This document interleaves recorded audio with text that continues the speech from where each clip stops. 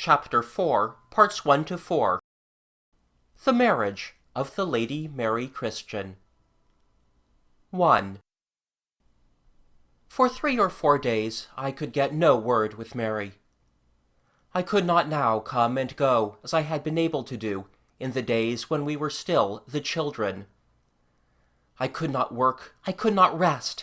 I prowled as near as I could to Burnmore House, hoping for some glimpse of her, waiting for the moment when I could decently present myself again at the house. When at last I called, Justin had gone, and things had some flavor of the ancient time. Lady Ladislaw received me with an airy intimacy, all the careful responsibility of her luncheon-party manner thrown aside. "And how goes Cambridge?" she sang, sailing through the great saloon towards me, and I thought that for the occasion Cambridge instead of Oxford would serve sufficiently well. "You'll find them all at tennis," said Lady Ladislaw, and waved me on to the gardens. There I found all 4 of them, and had to wait until their set was finished. "Mary," I said at the first chance, "are we never to talk again?" "It's all different," she said. "I am dying to talk to you, as we used to talk. And I, Stevenage, but, you see?" "Next time I come," I said, "I shall bring you a letter. There is so much—" "No," she said. "Can't you get up in the morning? Very early, 5 or 6. No one is up until ever so late." "I'd stay up all night." "Serve," said Maxton, who was playing the 2 of us, and had stopped, I think, to tighten his shoe. Things conspired against any more intimacy for a time, but we got our moment on the way to tea. She glanced back at Philip, who was loosening the net, and then forward to estimate the distance of Maxton and Guy. "They're all 3 going," she said, "after Tuesday. Then, before 6. "Wednesday?" "Yes. Suppose, after all," she threw out, "I can't come." Fortunes of war. "If I can't come one morning, I may come another." She spoke hastily, and I perceived that Guy and Maxton had turned and were waiting for us. "You know the old ice house?" "Towards the gardens?" "Yes, on the further side. Don't come by the road. Come across by the end of the mere. Lie in the bracken until you see me coming. I've not played tennis a dozen times this year, not half a dozen." This last was for the boys. "You've played 20 times at least since you've been here," said Guy, with the simple bluntness of a brother. "I'm certain." 2. To this day, a dewy morning in late August brings back the thought of Mary and those stolen meetings. I have the minutest recollection of the misty bloom upon the turf, and the ragged, filmy carpet of gossamer on either hand, of the warm wetness of every little blade and blossom, and of the little scraps and seeds of grass upon my soaking and discolored boots. Our footsteps were dark green upon the dew-gray grass, and I feel the same hungry freshness again at the thought of those stolen meetings. Presently came the sunrise, blinding, warming, dew-dispelling arrows of gold smiting through the tree stems, a flood of light foaming over the bracken and gilding the undersides of the branches. Everything is different and distinctive in those opening hours. Everything has a different value from what it has by day. All the little things upon the ground, fallen branches, tussocks, wood-piles, have a peculiar intensity and importance, seem magnified, because of the length of their shadows in the slanting rays, and all the great trees seem lifted above the light and merged with the sky. And at last a cool grey outline against the blaze, and with a glancing iridescent halo about her, comes Mary, flitting, adventurous, friendly, wonderful. "Oh, Stevenage," she cries, "to see you again!" We each hold out both our hands, and clasp, and hesitate, and rather shyly kiss. "Come," she says, "we can talk for an hour. It's still not 6. And there's a fallen branch where we can sit and put our feet out of the wet. Oh, it's so good to be out of things again. Clean out of things. With you. Look, there is a stag watching us." "You're glad to be with me?" I ask, jealous of the very sunrise. "I am always glad," she says, "to be with you. Why don't we always get up at dawn, Stevenage, every day of our lives?" We go rustling through the grass to the prostrate timber she has chosen. I can remember even the thin bracelet on the wrist of the hand that lifted her skirt. I help her to clamber into a comfortable fork from which her feet can swing. Such fragments as this are as bright, as undimmed, as if we had met this morning. But then comes our conversation, and that I find vague and irregularly obliterated.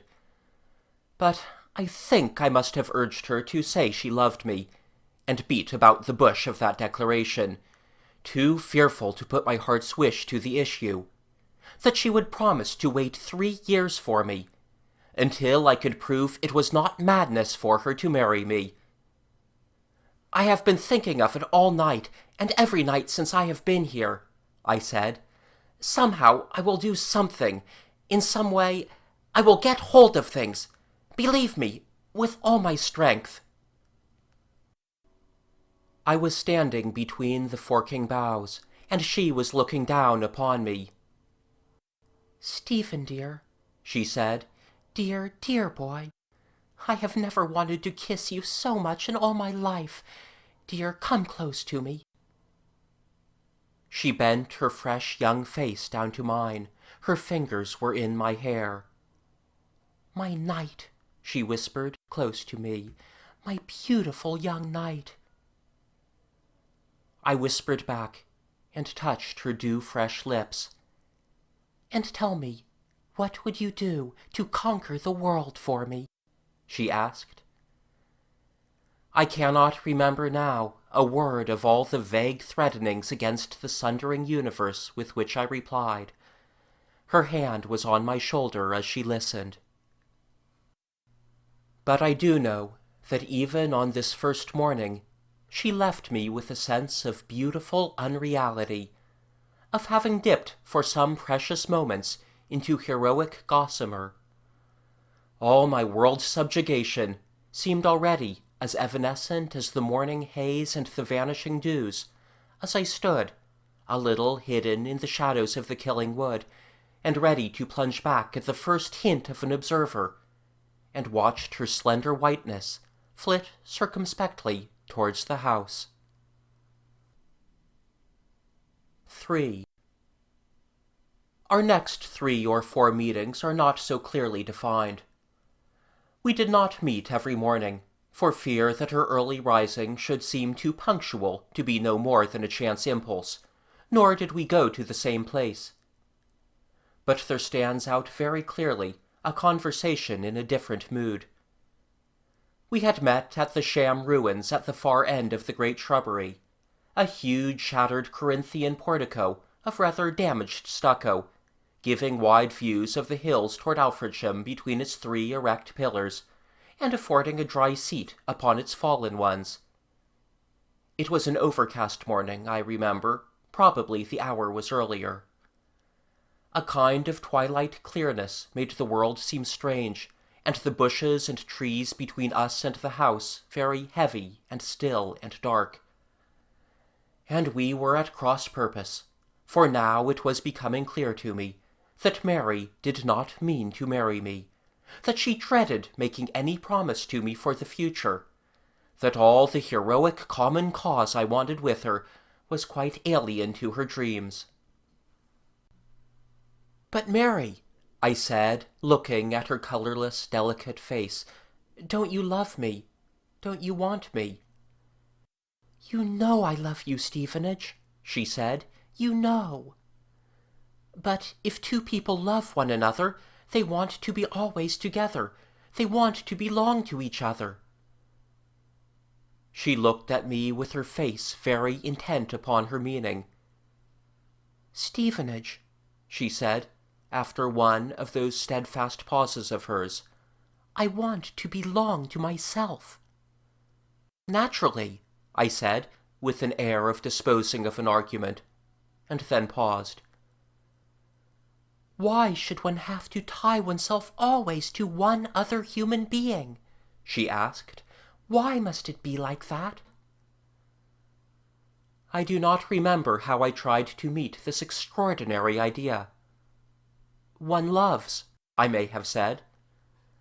The subtle skepticisms of her mind went altogether beyond my habits of thinking.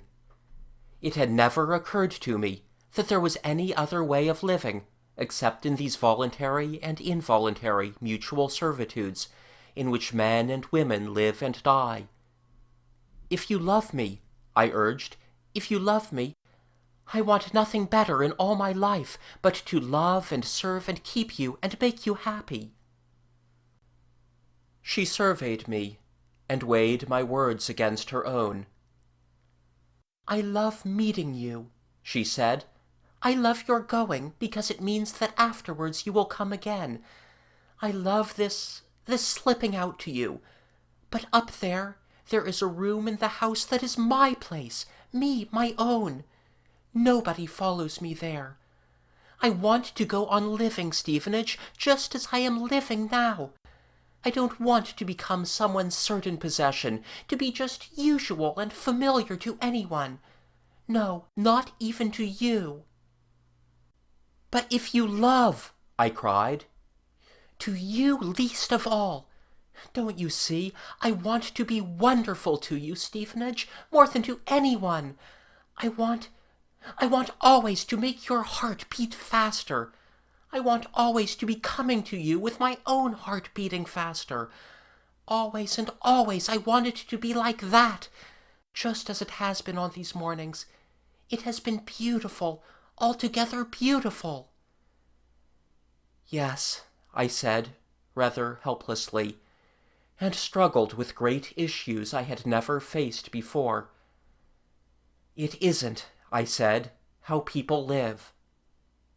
"It is how I want to live," said Mary. "It isn't the way life goes." "I want it to be. Why shouldn't it be? Why, at any rate, shouldn't it be for me?" 4. I made some desperate schemes to grow suddenly rich and powerful, and I learnt for the first time my true economic value. Already my father and I had been discussing my prospects in life, and he had been finding me vague and difficult. I was full of large political intentions, but so far I had made no definite plans for a living that would render my political ambitions possible. It was becoming apparent to me that for a poor man in England, the only possible route to political distinction is the bar, and I was doing my best to reconcile myself to the years of waiting and practice that would have to precede my political debut. My father disliked the law, and I do not think it reconciled him to the idea of my being a barrister, that afterwards I hoped to become a politician. "It isn't in our temperament, Stephen," he said. "It's a pushing, bullying, cramming base life. I don't see you succeeding there, and I don't see myself rejoicing even if you do succeed. You have to shout, and Strattons don't shout. You have to be smart and tricky, and there's never been a smart and tricky Stratton yet. You have to snatch opportunities and get the better of the people, and misrepresent the realities of every case you touch. You're a paid misrepresenter. They say you'll get a fellowship, Stephen. Why not stay up and do some thinking for a year or so? There'll be enough to keep you. Write a little." "The bar," I said, "is only a means to an end." "If you succeed." "If I succeed. One has to take the chances of life everywhere." "And what is the end?" "Constructive statesmanship." "Not in that way," said my father, pouring himself a second glass of port, and turning over my high-sounding phrase with a faint hint of distaste. "Constructive statesmanship. No. Once a barrister, always a barrister. You'll only be a party politician. Vulgar men. Vulgar. If you succeed, that is." He criticized me, but he did not oppose me, and already in the beginning of the summer we had settled that I should be called to the bar. Now suddenly I wanted to go back upon all these determinations. I began to demand, in the intellectual slang of the time, more actuality, and to amaze my father with talk about empire makers and the greatness of Lord Strathcona and Cecil Rhodes. Why, I asked, shouldn't I travel for a year in search of opportunity? At Oxford I had made acquaintance with the son of Pramley's, the big Mexican and Borneo man, and to him I wrote, apropos of a half-forgotten midnight talk in the rooms of some common friend. He wrote back with the suggestion that I should go and talk to his father, and I tore myself away from Mary, and went up to see that great exploiter of undeveloped possibilities, and have one of the most illuminating and humiliating conversations in the world. He was, I remember, a little pale-complexioned, slow-speaking man with a humorous blue eye, a faint, just perceptible northern accent, and a trick of keeping silent for a moment after you had finished speaking, and he talked to me as one might talk to a child of 8 who wanted to know how one could become a commander-in-chief. His son had evidently emphasized my Union reputation, and he would have been quite willing, I perceived, to give me employment, if I had displayed the slightest intelligence or ability in any utilizable direction. But quite dreadfully he sounded my equipment with me, and showed me the emptiness of my stores. "You want some way that gives you a chance of growing rich rapidly," he said. "Aye, it's not a bad idea, but there's others, you know, have tried that game before ye. You don't want riches just for riches, but for an end. Aye, it's the spending attracts ye. You'd not have me think you'd the sin of avarice. I'm clear on that about ye. Well," he explained, "it's all one of 3 things we do, you know. Prospecting, and forestalling, and just stealing, and the only respectable way is prospecting. You'd prefer the respectable way, I suppose? I knew ye would. Well, let's see what chances ye have." And he began to probe my practical knowledge. It was like an unfit man stripping for a medical inspection. Did I know anything of oil, of rubber, of sugar, of substances generally? Had I studied mineralogy or geology? Had I any ideas of industrial processes, of technical chemistry, of rare minerals, of labor problems and the handling of alien labor, of the economics of railway management, or of camping out in dry, thinly populated countries? Or again, could I maybe speak Spanish? Or Italian? Or Russian?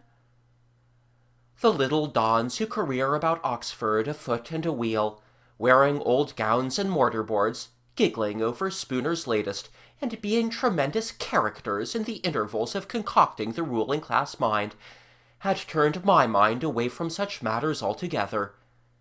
I had left that sort of thing to Germans, and East End Jews, and young men from the upper-grade board schools of Sheffield and Birmingham.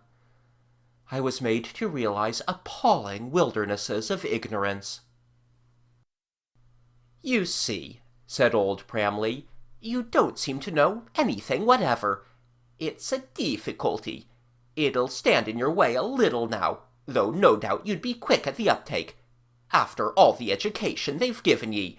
But it stands in your way if ye think of setting out to do something large and effective just immediately." Moreover, it came out, I forget now how, that I hadn't clearly grasped the difference between cumulative and non-cumulative preference shares. I remember, too, how I dined alone that evening, in a mood between frantic exasperation and utter abasement, in the window of the Mediated Universities Club, of which I was a junior member under the undergraduate rule. And I lay awake all night in one of the austere club bedrooms, saying to old Pramley a number of extremely able and penetrating things that had unhappily not occurred to me during the progress of our interview. I didn't go back to Burnmore for several days.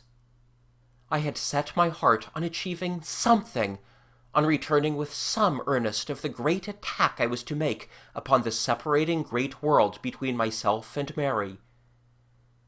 I am far enough off now from that angry and passionate youngster to smile at the thought that my subjugation of things in general, and high finance in particular, took at last the form of proposing to go into the office of Bean, Medhurst, Stockton, and Schnadhorst upon half-commission terms. I was awaiting my father's reply to this startling new suggestion, when I got a telegram from Mary. "We are going to Scotland unexpectedly. Come down and see me."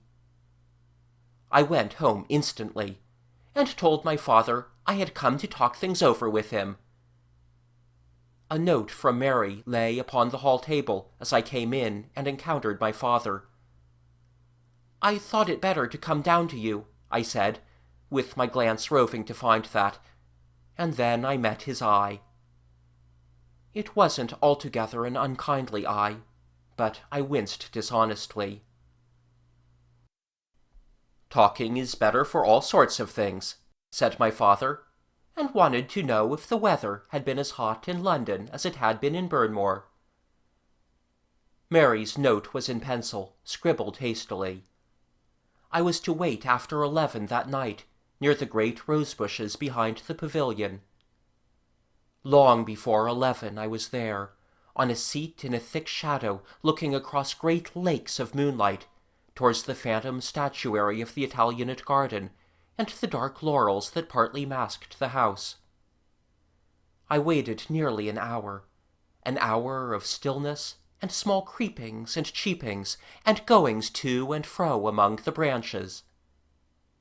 In the bushes near by me, a little green glowworm shared my vigil.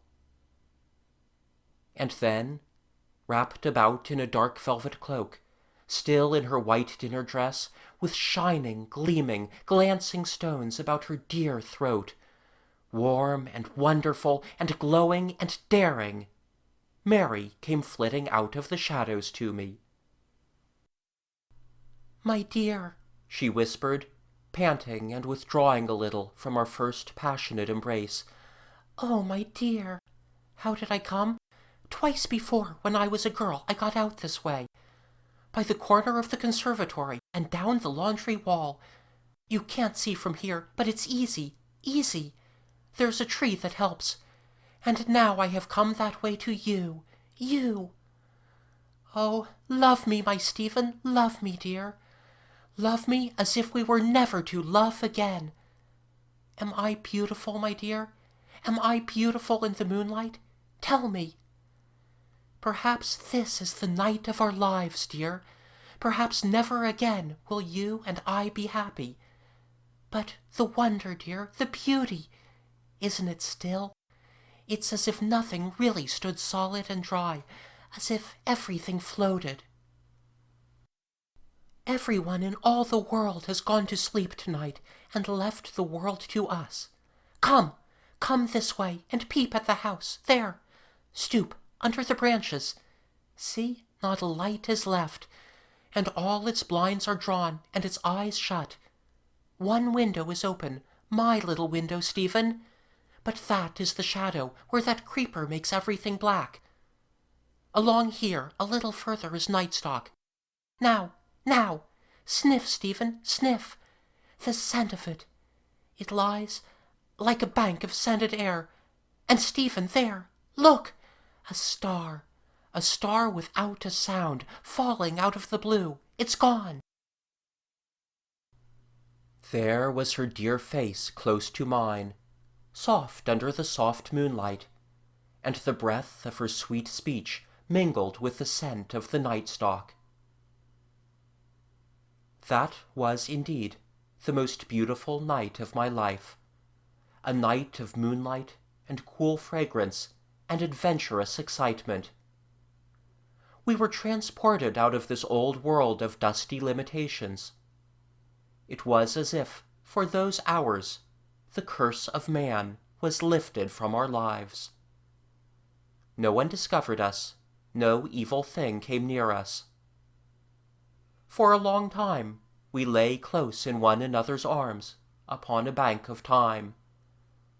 Our heads were close together. Her eyelashes swept my cheek. We spoke rarely and in soft whispers, and our hearts were beating. We were as solemn as great mountains, and as innocent as sleeping children. Our kisses were kisses of moonlight. And it seemed to me that nothing that had ever happened, or could happen afterwards, mattered against that happiness.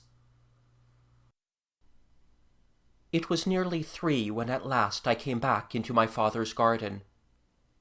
No one had missed me from my room, and the house was all asleep, but I could not get in, because I had closed a latch behind me, and so I stayed in the little arbor until day, watching the daybreak upon long beaches of pale cloud over the hills towards Alfredsham. I slept at last with my head upon my arms, upon the stone table, until the noise of shooting bolts and doors being unlocked roused me to watch my chance, and slip back again into the house, and up the shuttered darkened staircase to my tranquil, undisturbed bedroom. End of Chapter 4, Parts 1 to 4. Chapter 4, Parts 5 to 9. The Marriage of the Lady Mary Christian. 5. It was in the vein of something evasive in Mary's character that she let me hear first of her engagement to Justin through the Times. Away there in Scotland she got, I suppose, new perspectives, new ideas. The glow of our immediate passion faded.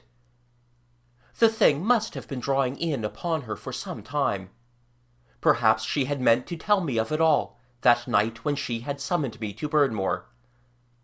Looking back now, I am the more persuaded that she did. But the thing came to me in London with the effect of an immense treachery.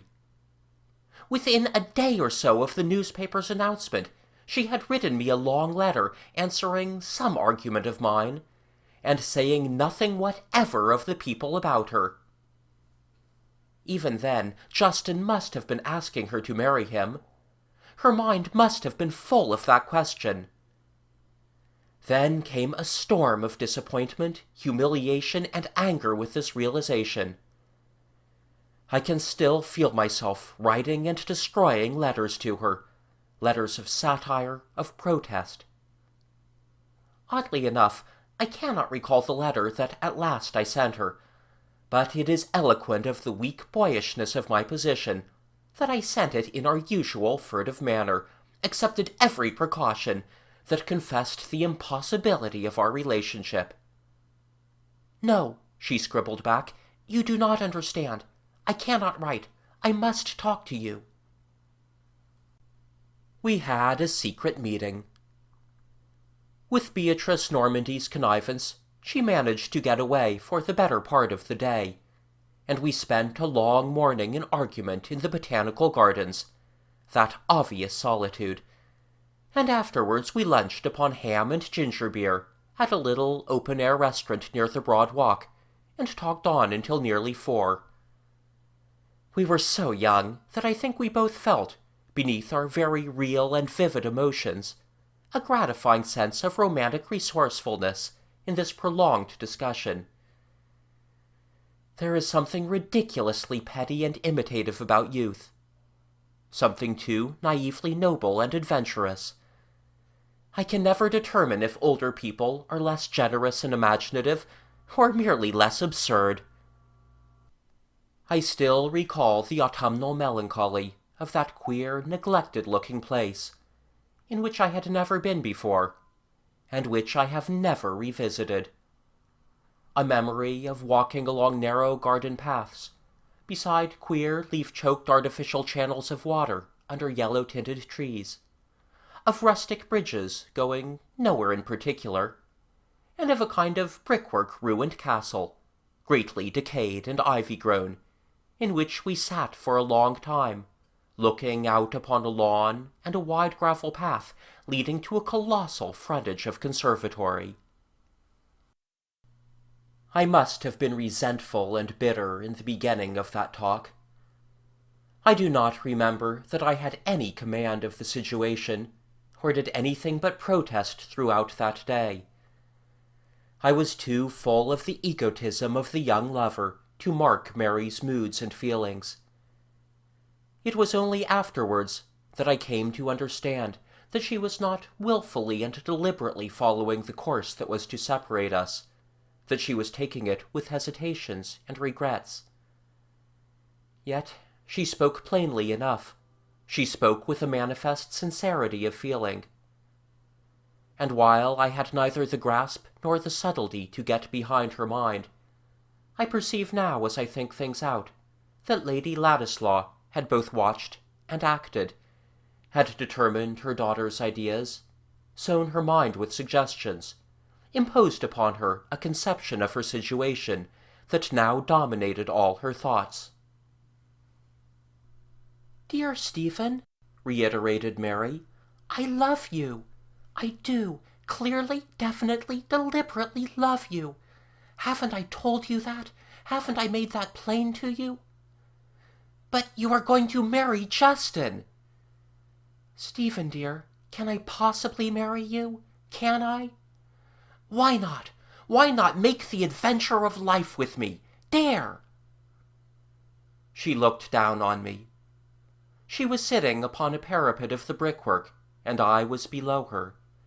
She seemed to be weighing possibilities. "Why not?" I cried. "Even now? Why not run away with me, throw our two lives together? Do as lovers have dared to do since the beginning of things. Let us go somewhere together." "But, Stephen," she asked softly, "where?" "Anywhere." She spoke as an elder might do to a child. "No, tell me where, exactly. Where would it be? Where should we go? How should we live? Tell me. Make me see it, Stephen." "You are too cruel to me, Mary," I said. "How can I, on the spur of the moment, arrange—" "But, dear, suppose it were somewhere very grimy and narrow, something like some of those back streets I came through to get here. Suppose it was some dreadful place, and you had no money, and we were both worried and miserable. One gets ill in such places. If I loved you, Stephen, I mean, if you and I were to be together, I should want it to be in sunshine. I should want it to be among beautiful forests and mountains, somewhere very beautiful." "Why not?" "Because today I know there are no such places in the world for us. Stephen, they are dreams." "For 3 years now," I said, "I have dreamed such dreams." "Oh!" I cried out, stung by my own words. "But this is cowardice! Why should we submit to this old world? Why should we give up things you have dreamed as well as I? You said once, to hear my voice, calling in the morning, 'Let us take each other, Mary, now, now! Let us take each other, and—' I still remember my impotent phrase, 'Afterwards count the cost.'" "If I were a queen," said Mary, "but, you see, I am not a queen."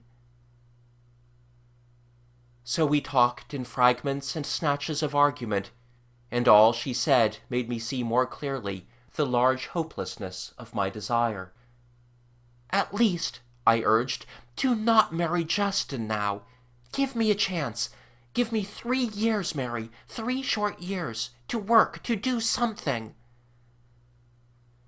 She knew so clearly now the quality of her own intentions. "Dear Stephen," she explained, "if I were to come away with you and marry you, In just a little time I should cease to be your lover. I should be your squaw. I should have to share your worries and make your coffee and disappoint you and fail you in 100 ways. Think, should I be any good as a squaw? How can one love when one knows the coffee isn't what it should be, and one is giving one's lover indigestion? And I don't want to be your squaw. I don't want that at all. It isn't how I feel for you. I don't want to be your servant and your possession.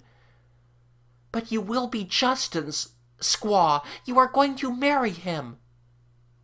That is all different, Stevenage. Between him and me there will be space, air, dignity, endless servants. But, I choked, he will make love to you, Mary. You don't understand, Stephen. He will make love to you, Mary. Mary, don't you understand? These things, we've never talked of them. You will bear him children. No, she said.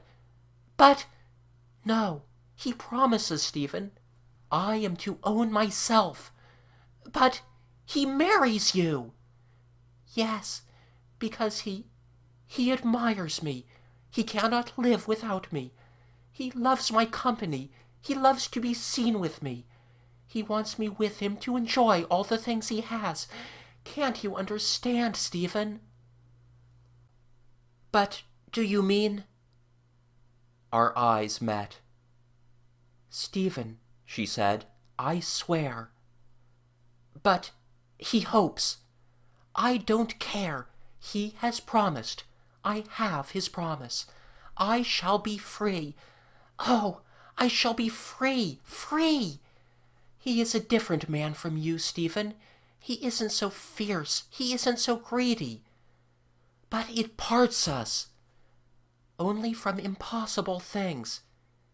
It parts us.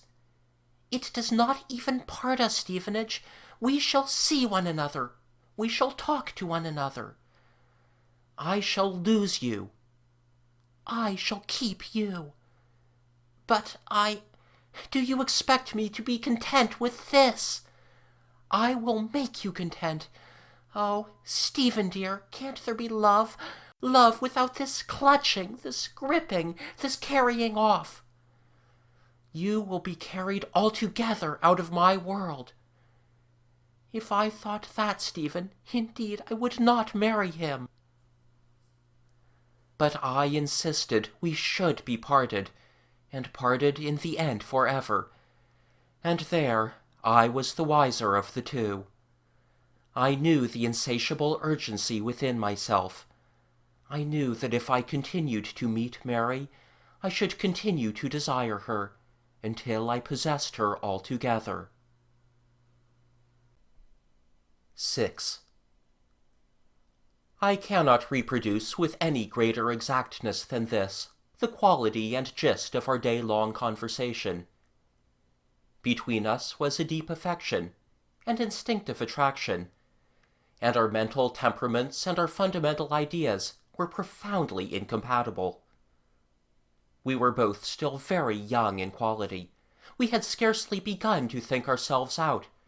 We were greatly swayed by the suggestion of our circumstances. Complex, incoherent, and formless emotions confused our minds. But I see now that in us there struggled vast creative forces that through a long future, in forms as yet undreamt of, must needs mold the destiny of our race. Far more than Mary, I was accepting the conventions of our time.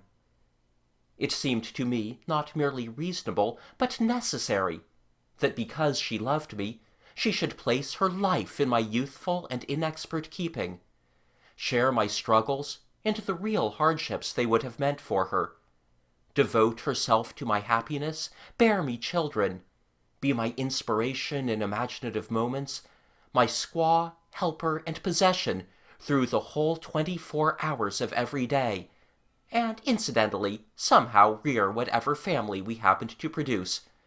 And I was still amazed in the depths of my being that she did not reciprocate, this simple and comprehensive intention. I was ready enough, I thought, for equivalent sacrifices. I was prepared to give my whole life, subordinate all my ambitions, to the effort to maintain our home.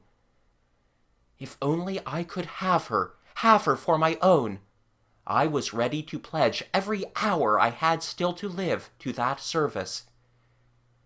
It seemed mere perversity to me then, that she should turn even such vows as that against me. "But I don't want it, Stevenage," she said. "I don't want it. I want you to go on to the service of the Empire. I want to see you do great things, do all the things we've talked about and written about. Don't you see how much better that is for you and for me, and for the world and our lives? I don't want you to become a horrible little specialist in feeding and keeping me." Then wait for me," I cried. "But I want to live myself. I don't want to wait. I want a great house. I want a great position. I want space and freedom. I want to have clothes and be as splendid as your career is going to be. I want to be a great and shining lady in your life. I can't always live as I do now, dependent on my mother, whirled about by her movements, living in her light. Why should I be just a hard-up Vestal virgin, Stephen, in your honor? You will not be able to marry me for years and years and years, unless you neglect your work, unless you throw away everything that is worth having between us in order just to get me." "But I want you, Mary," I cried, drumming at the little green table with my fist. "I want you. I want nothing else in all the world unless it has to do with you. You've got me, as much as anyone will ever have me. You'll always have me. Always I will write to you, talk to you, watch you. Why are you so greedy, Stephen? Why are you so ignoble? If I were to come now and marry you, it wouldn't help you. It would turn you into a wife-keeper, into the sort of uninteresting, preoccupied man one sees running after and gloating over the woman he's bought, at the price of his money and his dignity, and everything. It's not proper for a man to live so for a woman and her children. It's dwarfish. It's enslaving. It's indecent. Stephen, I'd hate you so." 7.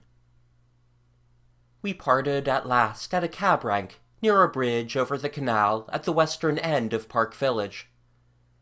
I remember that I made a last appeal to her as we walked towards it, and that we loitered on the bridge, careless of who might see us there, in a final conflict of our wills. "Before it is too late, Mary, dear," I said.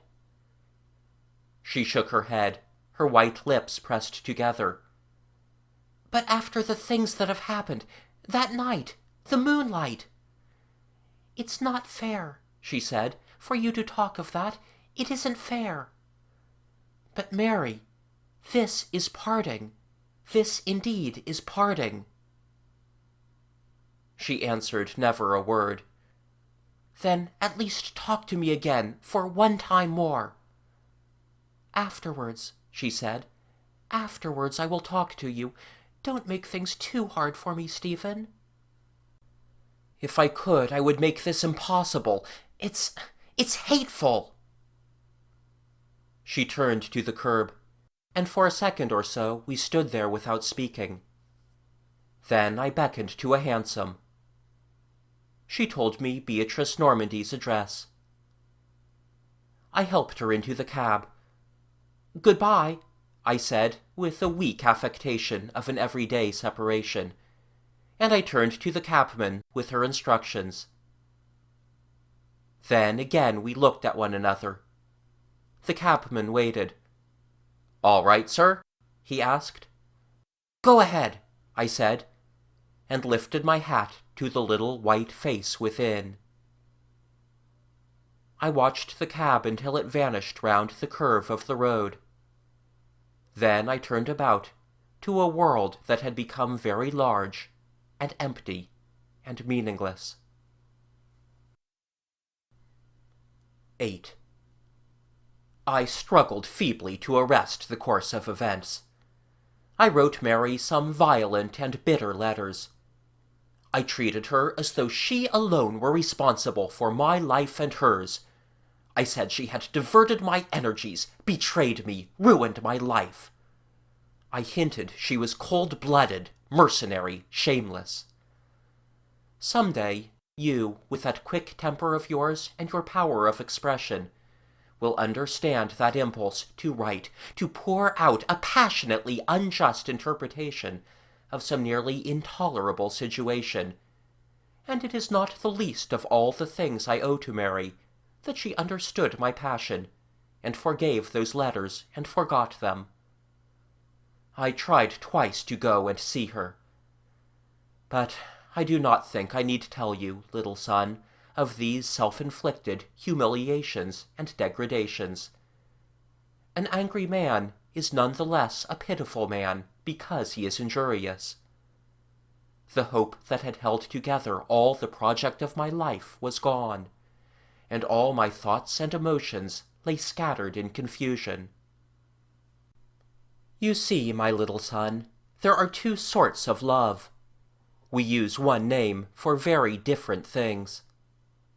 The love that a father bears his children, that a mother feels, that comes sometimes, a strange brightness and tenderness that is half pain, at the revelation of some touching aspect of one long known to one, at the sight of a wife bent with fatigue and unsuspicious of one's presence, at the wretchedness and perplexity of some wrong-doing brother, or at an old servant's unanticipated tears. That is love, like the love God must bear us. That is the love we must spread from those of our marrow until it reaches out to all mankind, that will someday reach out to all mankind. But the love of a young man for a woman takes this quality only in rare moments of illumination and complete assurance. My love for Mary was a demand. It was a wanton claim I scored the more deeply against her for every moment of happiness she gave me. I see now that as I emerged from the first abjection of my admiration and began to feel assured of her affection, I meant nothing by her but to possess her. I did not want her to be happy as I want you to be happy, even at the price of my life. I wanted her. I wanted her as barbarians want a hunted enemy, alive or dead. It was a flaming jealousy to have her mine. That granted, then I was prepared for all devotions. This is how men love women. Almost as exclusively and fiercely, I think, do women love men. And the deepest question before humanity is just how far this jealous greed may be subdued to a more generous passion. The fierce jealousy of men for women and women for men is the very heart of all our social jealousies, the underlying tension of this crowded modern life that has grown out of the ampler, simpler, ancient life of men. That is why we compete against one another so bitterly, refuse association and generous cooperations, keep the struggle for existence hard and bitter, hamper and subordinate the women, as they in their turn would, if they could, hamper and subordinate the men. Because each must thoroughly have his own. And I knew my own heart too well to have any faith in Justin and his word. He was taking what he could, and his mind would never rest until someday he had all. I had seen him only once, but the heavy and resolute profile above his bent back and slender shoulders stuck in my memory. If he was cruel to Mary, I told her, or broke his least promise to her, I should kill him. 9. My distress grew rather than diminished in the days immediately before her marriage, and that day itself stands out by itself in my memory, a day of wandering and passionate unrest. My imagination tormented me with thoughts of Justin as a perpetual privileged wooer. Well, well, I will not tell you, I will not write the ugly mockeries my imagination conjured up. I was constantly on the verge of talking and cursing aloud to myself, or striking aimlessly at nothing with clenched fists. I was too stupid to leave London, too disturbed for work or any distraction of my mind. I wandered about the streets of London all day. In the morning I came near going to the church and making some preposterous interruptions. And I remember discovering 3 or 4 carriages, adorned with white favours, and a little waiting crowd outside that extinguisher-spired place at the top of Regent Street, and wondering for a moment or so at their common preoccupation, and then understanding. Of course, another marriage! Of all devilish institutions!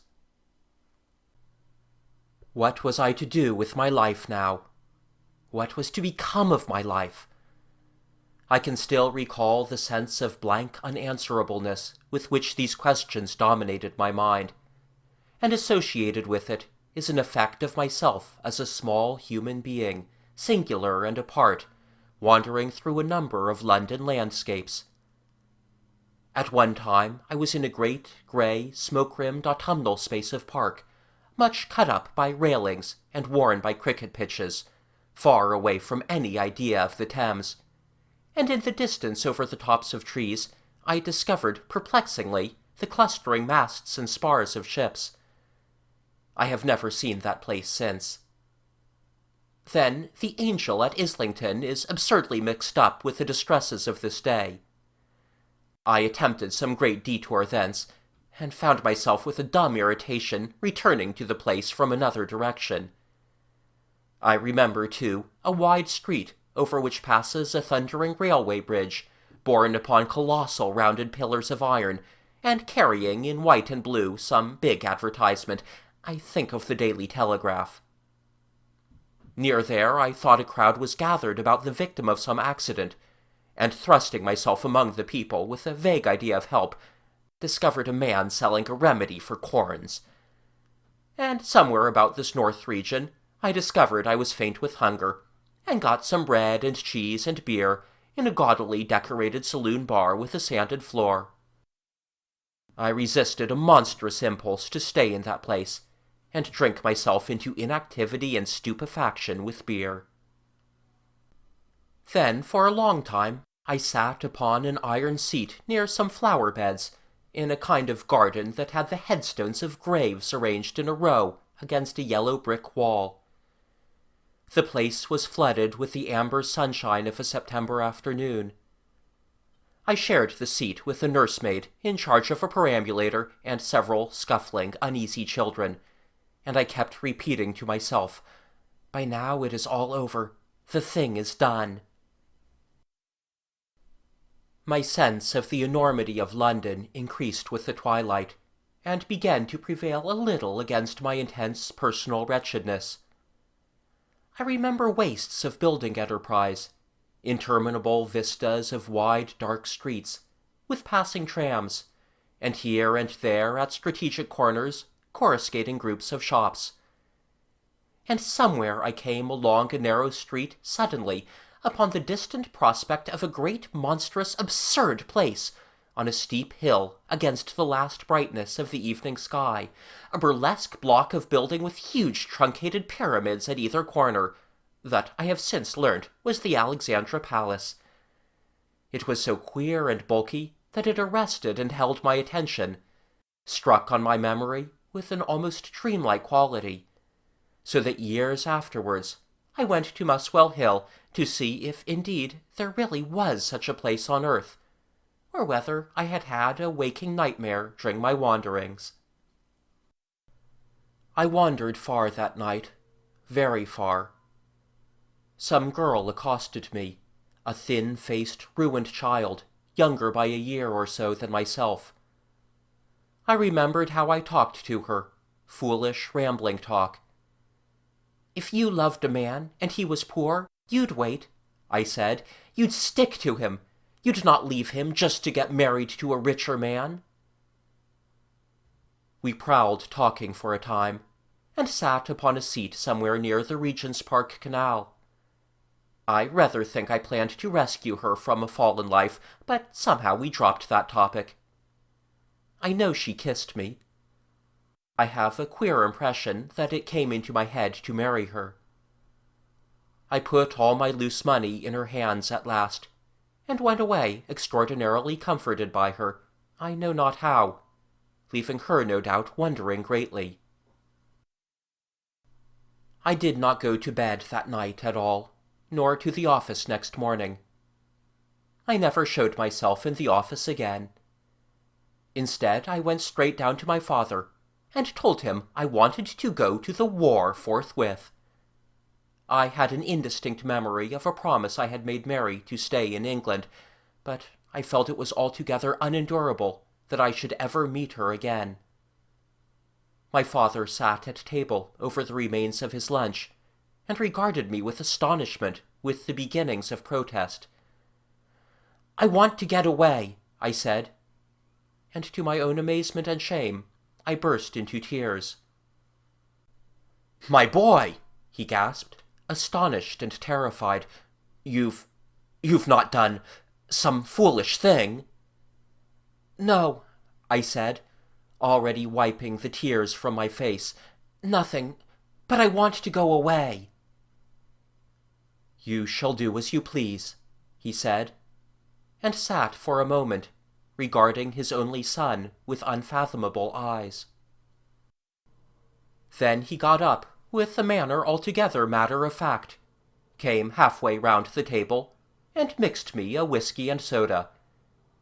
"It won't be much of a war, I'm told," he said with the siphon in his hands, breaking a silence. "I sometimes wish I had seen a bit of soldiering, and this seems to be an almost unavoidable war.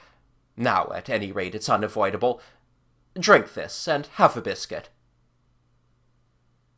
He turned to the mantel-shelf, and filled his pipe with his broad back to me. "Yes," he said, you'll be interested in the war. I hope you'll have a good time there." End of Chapter 4. Chapter 5, Parts 1 to 3. The War in South Africa. 1. Mary and I did not meet again for 5 years, and for nearly all that time I remained in South Africa. I went from England a boy. I came back seasoned into manhood. They had been years of crowded experience, rapid yet complicated growth, disillusionment and thought. Responsibility had come to me. I had seen death, I had seen suffering, and held the lives of men in my hands. Of course, one does not become a soldier on active service at once for the wishing, and there was not at first that ready disposition on the part of the home military authorities which arose later to send out young enthusiasts. I could ride and shoot fairly well, and accordingly I decided to go on my own account to Durban, for it was manifest that things would begin in Natal, and there attach myself to some of the local volunteer corps that would certainly be raised. This took me out of England at once, a thing that fell in very well with my mood. I was resolved, begin life afresh. I would force myself to think of nothing but the war. I would never, if I could help it, think of Mary again. The war had already begun when I reached Durban. The town was seething with the news of a great British victory at Dundee.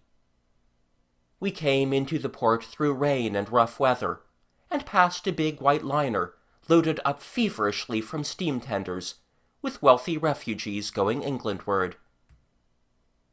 From 2 troop ships against the wharves, there was a great business of landing horses. The horses of the dragoons and hussars from India.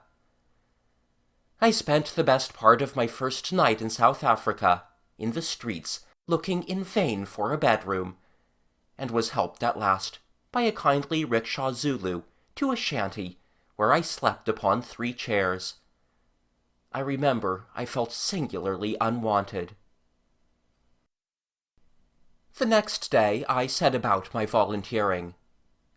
By midday I had opened communications with that extremely untried and problematical body, the Imperial Light Horse, and in 3 days more I was in the company of a mixed batch of men, mostly Australian volunteers, on my way to a place I had never heard of before called Ladysmith, through a country of increasing picturesqueness, and along a curious curving little line, whose down traffic seemed always waiting in sidings, and consisted of crowded little trains full of pitiful fugitives, white, brown, and black, stifled and starving.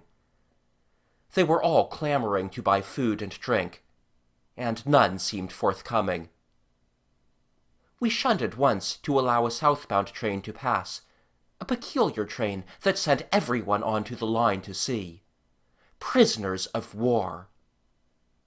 There they were, real live enemies, rather glum, looking out at us with faces very like our own, but rather more unshaven. They had come from the Battle of Landslaagte. I had never been out of England before, except for a little mountaineering in the French Alps and one walking excursion in the Black Forest, and the scenery of Lower Natal amazed me. I had expected nothing nearly so tropical, so rich and vivid.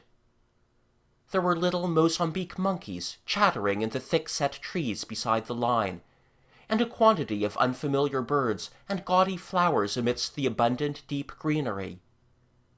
There were aloe and cactus hedges, patches of unfamiliar cultivation upon the hills, bunchy, frondy growths that I learnt were bananas and plantains, and there were barbaric, insanitary-looking Kaffir kraals, which I supposed had vanished before our civilization. There seemed an enormous quantity of Kaffirs all along the line, and all of them, men, women, and children, were staring at the train.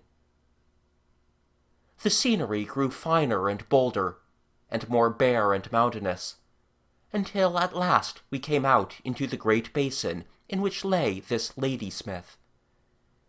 It seemed a poor, unimportant, dusty little street of huts as we approached it, but the great crests beyond struck me as very beautiful in the morning light.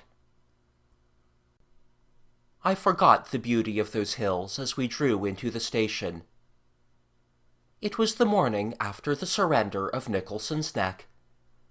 I had come to join an army already tremendously astonished and shattered. The sunny prospect of a triumphal procession to Pretoria, which had been still in men's minds at Durban, had vanished altogether. In rather less than a fortnight of stubborn fighting, we had displayed a strategy that was flighty rather than brilliant, and lost a whole battery of guns and nearly 1,200 prisoners. We had had compensations. Our common soldiers were good stuff at any rate, but the fact was clear that we were fighting an army not only very much bigger than ours, but better equipped, with bigger guns, better information, and it seemed superior strategy. We were being shoved back into this Ladysmith and encircled. This confused, disconcerted, and thoroughly bad-tempered army, whose mules and bullocks cumbered the central street of the place, was all that was left of the British Empire in Natal. Behind it was an unprotected country, and the line to Pietermaritzburg, Durban, and the sea. You cannot imagine how amazed I felt at it. I had been prepared for a sort of Kentucky quality in the enemy, illiteracy, pluck, guile, and good shooting, but to find them with more modern arms than our own, more modern methods, Weren't we there, after all, to teach them? Weren't we the 20th, and they the 18th century? The town had been shelled the day before from those very hills I had admired. At any time it might be shelled again. The nose of a big gun was pointed out to me by a blasphemous little private in the Devons. It was a tremendous, a profoundly impressive black snout. His opinions of the directing wisdom at home were unquotable. The platform was a wild confusion of women and children and colored people. There was even an invalid lady on a stretcher. Every non-combatant who could be got out of Ladysmith was being hustled out that day. Everyone was smarting with a sense of defeat in progress. Everyone was disappointed and worried. One got short answers to one's questions. For a time, I couldn't even find out where I had to go. 2. I fired my first shot at a fellow creature within 4 days of my arrival. We rode out down the road to the south to search some hills, and found the Boers in fair strength away to the east of us. We were dismounted, and pushed up on foot through a wood to a grassy crest. There, for the first time, I saw the enemy. Little, respectable-looking, unsoldier-like figures, mostly in black, dodging about upon a ridge perhaps a mile away. I took a shot at one of these figures just before it vanished into a gully. 1 or 2 bullets came overhead, and I tried to remember what I had picked up about cover. They made a sound, whiff or whiff, a kind of tearing whistle, and there was nothing but a distant crackling to give one a hint of their direction until they took effect. I remembered the peculiar smell of the grass amidst which I crouched, my sudden disgust to realize I was lying, and had to lie now for an indefinite time, in the open sunlight and far from any shade, and how I wondered whether, after all, I had wanted to come to this war. We lay shooting intermittently until the afternoon. I couldn't understand why. We went forward a little, and at last retired upon Ladysmith. On the way down to the horses, I came upon my first dead man. He was lying in a crumpled heap not 50 yards from where I had been shooting. There he lay, the shattered mirror of a world. One side of his skull over the ear had been knocked away by a nearly spent bullet, and he was crumpled up and face upward, as though he had struggled to his feet and fallen back. He looked rather horrible, with blue eyes wide open and glassily amazed, and the black flies clustering upon his clotted wound and round his open mouth. I halted for a moment at the sight, and found the keen scrutiny of a fellow trooper upon me. "No good waiting for him," I said with an affectation of indifference. But all through the night I saw him again, and marveled at the stupendous absurdity of such a death. I was a little feverish, I remember, and engaged in an interminable theological argument with myself why, when a man is dead, he should leave so queer and irrelevant a thing as a body to decay. I was already very far away from London and Burnmore Park. I doubt if I thought of Mary at all for many days. 3. It isn't my business to write here any consecutive story of my war experiences. Luck and some latent quality in my composition made me a fairly successful soldier. Among other things, I have an exceptionally good sense of direction, and that was very useful to me. And in Burnmore Park, I suppose I had picked up many of the qualities of a scout. I did some fair outpost work during the Ladysmith siege. I could report as well as crawl and watch, and I was already a sergeant when we made a night attack, and captured and blew up Long Tom. There, after the fight, while we were covering the engineers, I got a queer steel ball about the size of a pea in my arm, a bicycle bearings ball it was, and had my first experience of an army surgeon's knife next day. It was much less painful than I had expected. I was also hit during the big assault on the 6th of January in the left shoulder, but so very slightly that I wasn't technically disabled. They were the only wounds I got in the war, but I went under with dysentery before the relief, and though I was by no means a bad case, I was a very yellow-faced, broken-looking convalescent when at last the Boer hosts rolled northward again, and Buller's men came riding across the flats. I had seen some stimulating things during those 4 months of actual warfare. 100 intense impressions of death, wounds, anger, patience, brutality, courage, generosity, and wasteful destruction. Above all, wasteful destruction, to correct the easy, optimistic patriotism of my university days. There is a depression in the opening stages of fever, and a feebleness in a convalescence on a starvation diet, that leads men to broad and sober views. Heavens, how I hated the horse extract, Chevril we called it, that served us for beef tea.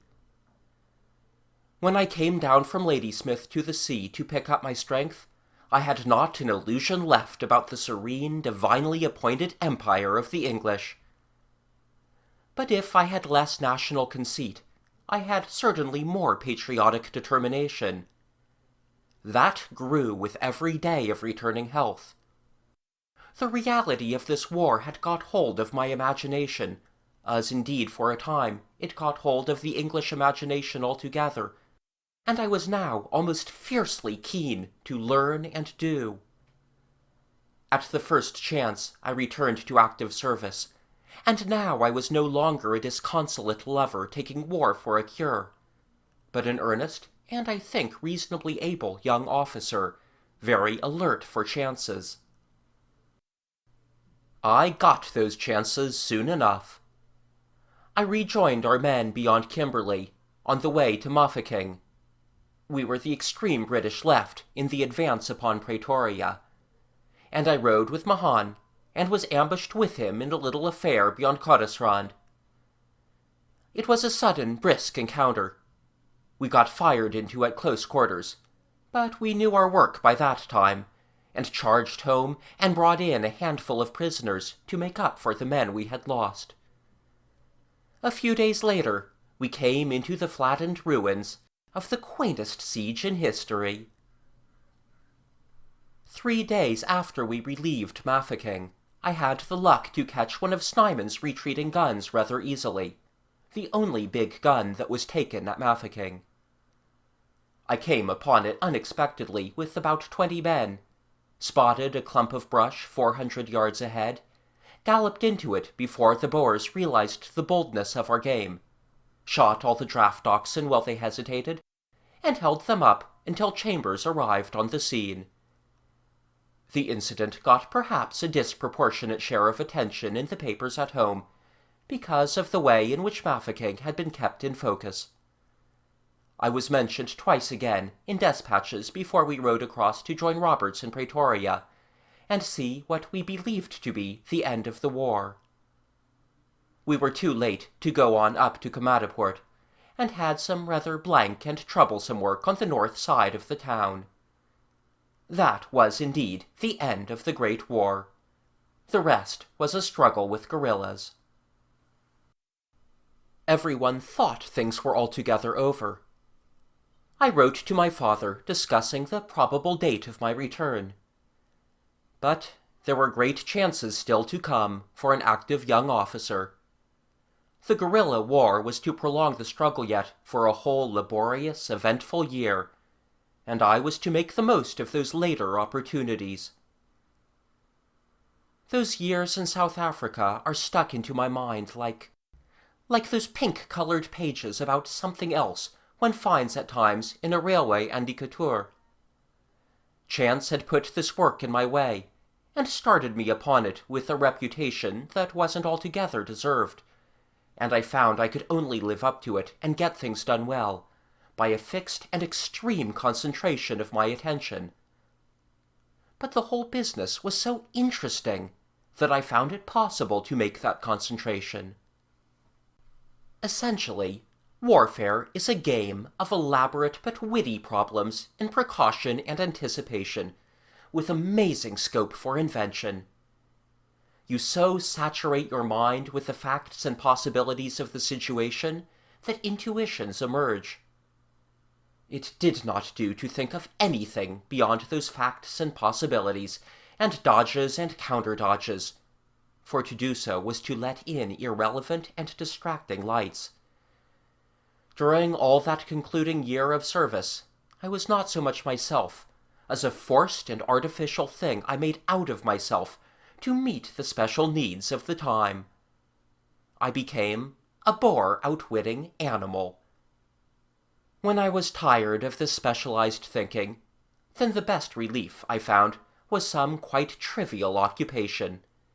Playing poker, yelling in the chorus of some interminable song one of the men would sing, or coining South African limericks, or playing burlesque bourrime with Fred Maxim, who was then my second in command.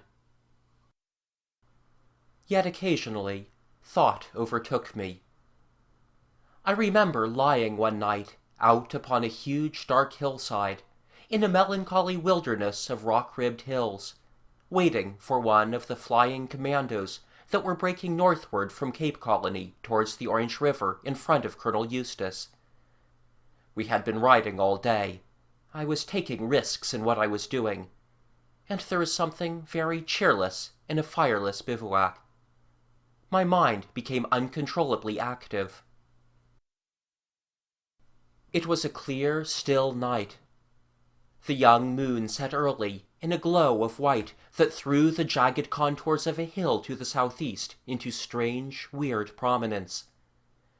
The patches of moonshine evaporated from the summits of the nearer hills, and left them hard and dark.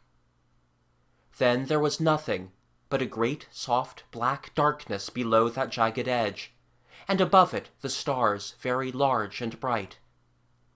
Somewhere under that enormous serenity to the south of us, the hunted boars must be halting to snatch an hour or so of rest, and beyond them again extended the long, thin net of the pursuing British.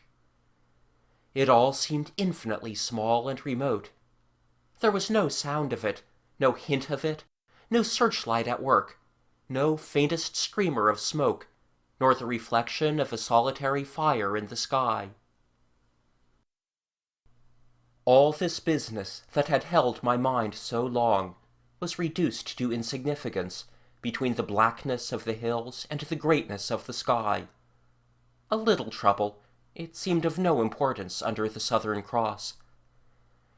And I fell wondering, as I had not wondered for long, at the forces that had brought me to this occupation, and the strangeness of this game of war which had filled the minds and tempered the spirit of 250,000 of men for 2 hard-living years. I fell thinking of the dead. No soldier in a proper state of mind ever thinks of the dead. At times, of course, one suspects. One catches a man glancing at the pair of boots sticking out stiffly from under a blanket, but at once he speaks of other things.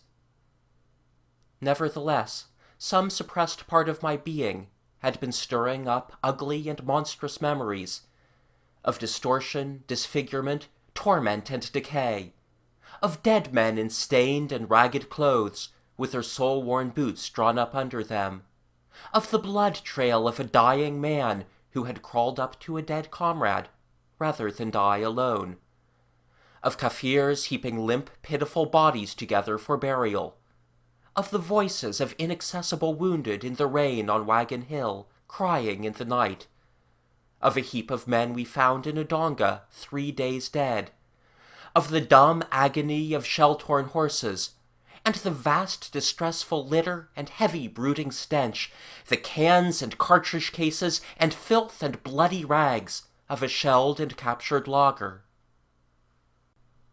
I will confess I have never lost my horror of dead bodies. They are dreadful to me, dreadful.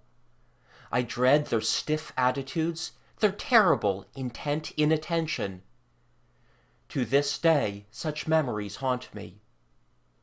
That night they nearly overwhelmed me. I thought of the grim silence of the surgeon's tent, the miseries and disordered ravings of the fever hospital, of the midnight burial of a journalist at Ladysmith, with the distant searchlight on Bulwana flicking suddenly upon our faces and making the coffin shine silver white. What a vast trail of destruction South Africa had become!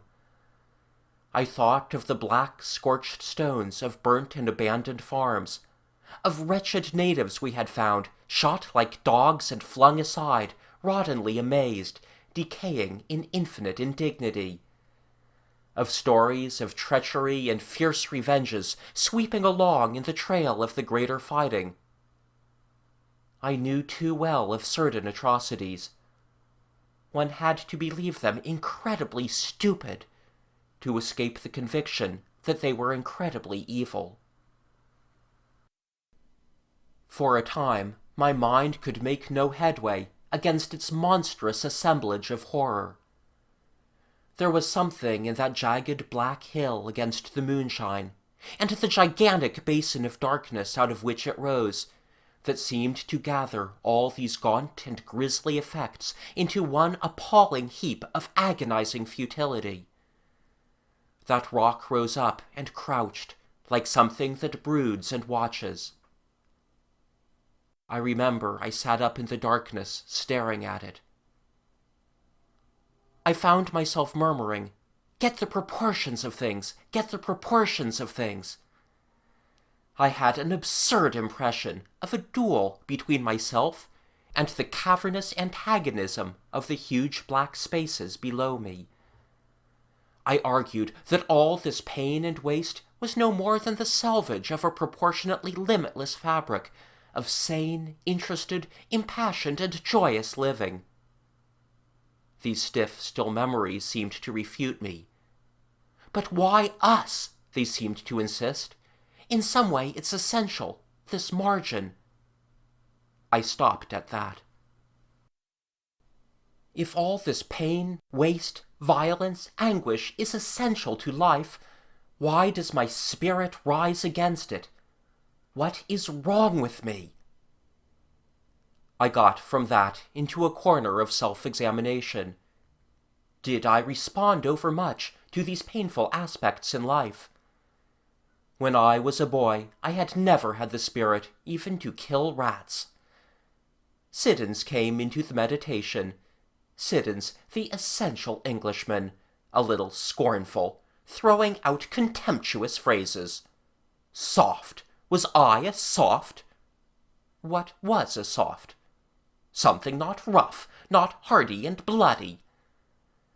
I felt I had to own to the word, after years of resistance. A dreadful thing it is when a great empire has to rely upon soft soldiers. Was civilization breeding a type of human being too tender to go on living?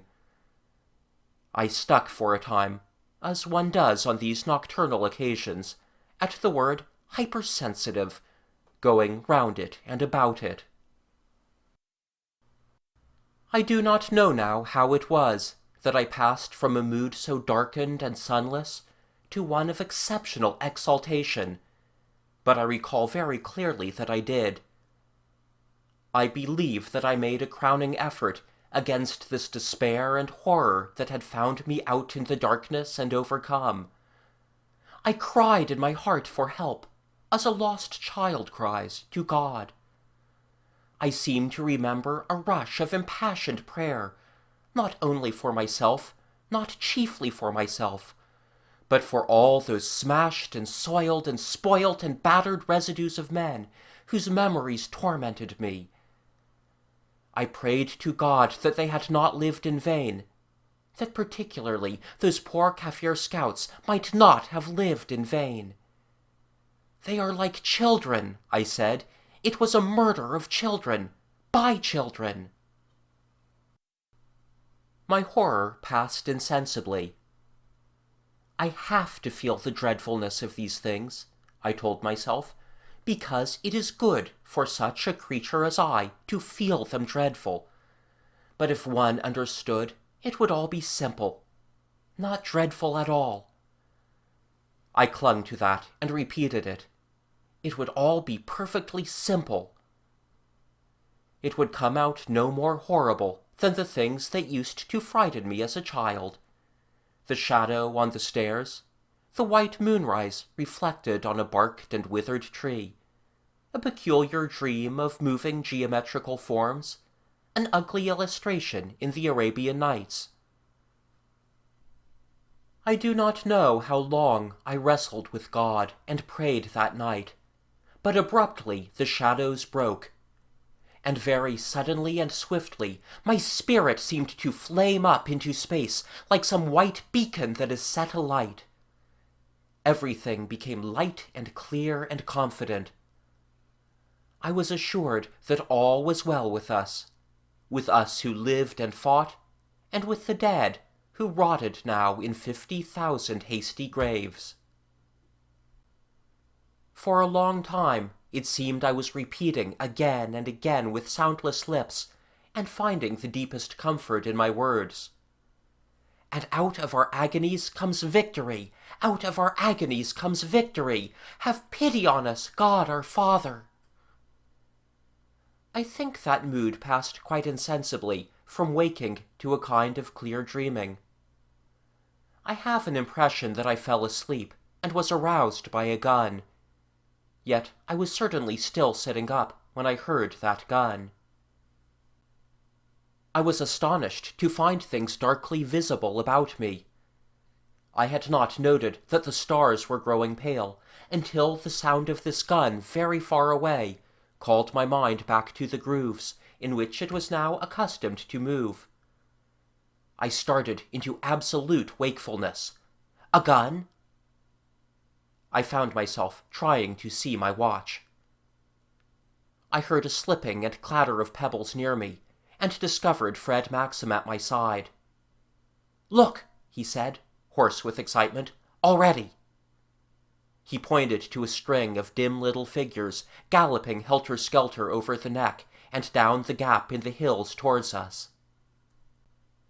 They came up against the pale western sky, little nodding, swaying black dots, and flashed over and were lost in the misty purple groove towards us.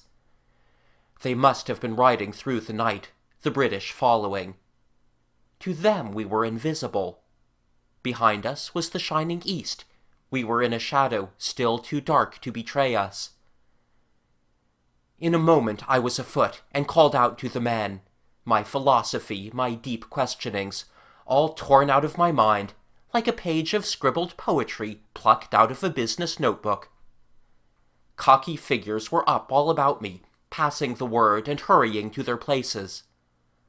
All the dispositions I had made overnight came back clear and sharp into my mind. We hadn't long for preparations. It seems now there were only a few busy moments before the fighting began. It must have been much longer in reality. By that time, we had seen their gun come over and a train of carts. They were blundering right into us. Every moment it was getting lighter, and the moment of contact nearer. Then, crack, from down below among the rocks, and there was a sudden stoppage of the trail of dark shapes upon the hillside. Crack! Came a shot from our extreme left. I damned the impatient men who had shot away the secret of our presence. But we had to keep them at a shooting distance. Would the Boers have the wit to charge through us before the daylight came, or should we hold them? I had a swift, disturbing idea. Would they try to bolt across our front to the left? Had we extended far enough across the deep valley to our left? But they'd hesitate on account of their gun. The gun couldn't go that way because of the gullies and thickets. But suppose they tried it? I hung between momentous decisions. Then, all up the dim hillside, I could make out the Boers halting and riding back. One rifle across there flashed. We held them. We had begun the fight of Peter's Neck, which ended before midday with the surrender of Simon Botha and over 700 men. It was the crown of all my soldiering. End of Chapter 5, Parts 1 to 3. Chapter 5, Parts 1 to 6. The War in South Africa. 4. I came back to England at last, when I was 26. After the Peace of Vereniging, I worked under the Repatriation Commission, which controlled the distribution of returning prisoners and concentrated population to their homes. For the most part, I was distributing stock and grain, and presently maneuvering a sort of ploughing, flying column that the dearth of horses and oxen made necessary, work that was certainly as hard as, if far less exciting than war. That particular work of replanting the desolated country with human beings took hold of my imagination, and for a time at least seemed quite straightforward and understandable. The comfort of ceasing to destroy.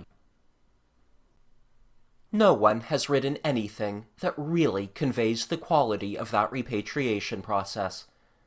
The queer business of bringing these suspicious, illiterate, despondent people back to their desolated homes, reuniting swarthy fathers and stockish mothers, witnessing their touchingly inexpressive encounters, doing what one could to put heart into their resumption.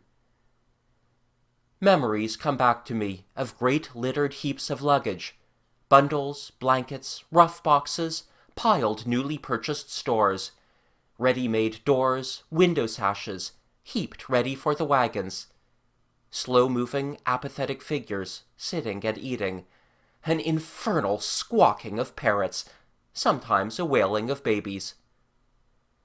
Repatriation went on to a parrot obligato, and I never hear a parrot squawk without a flash of South Africa across my mind. All the prisoners, I believe, brought back parrots, some 2 or 3.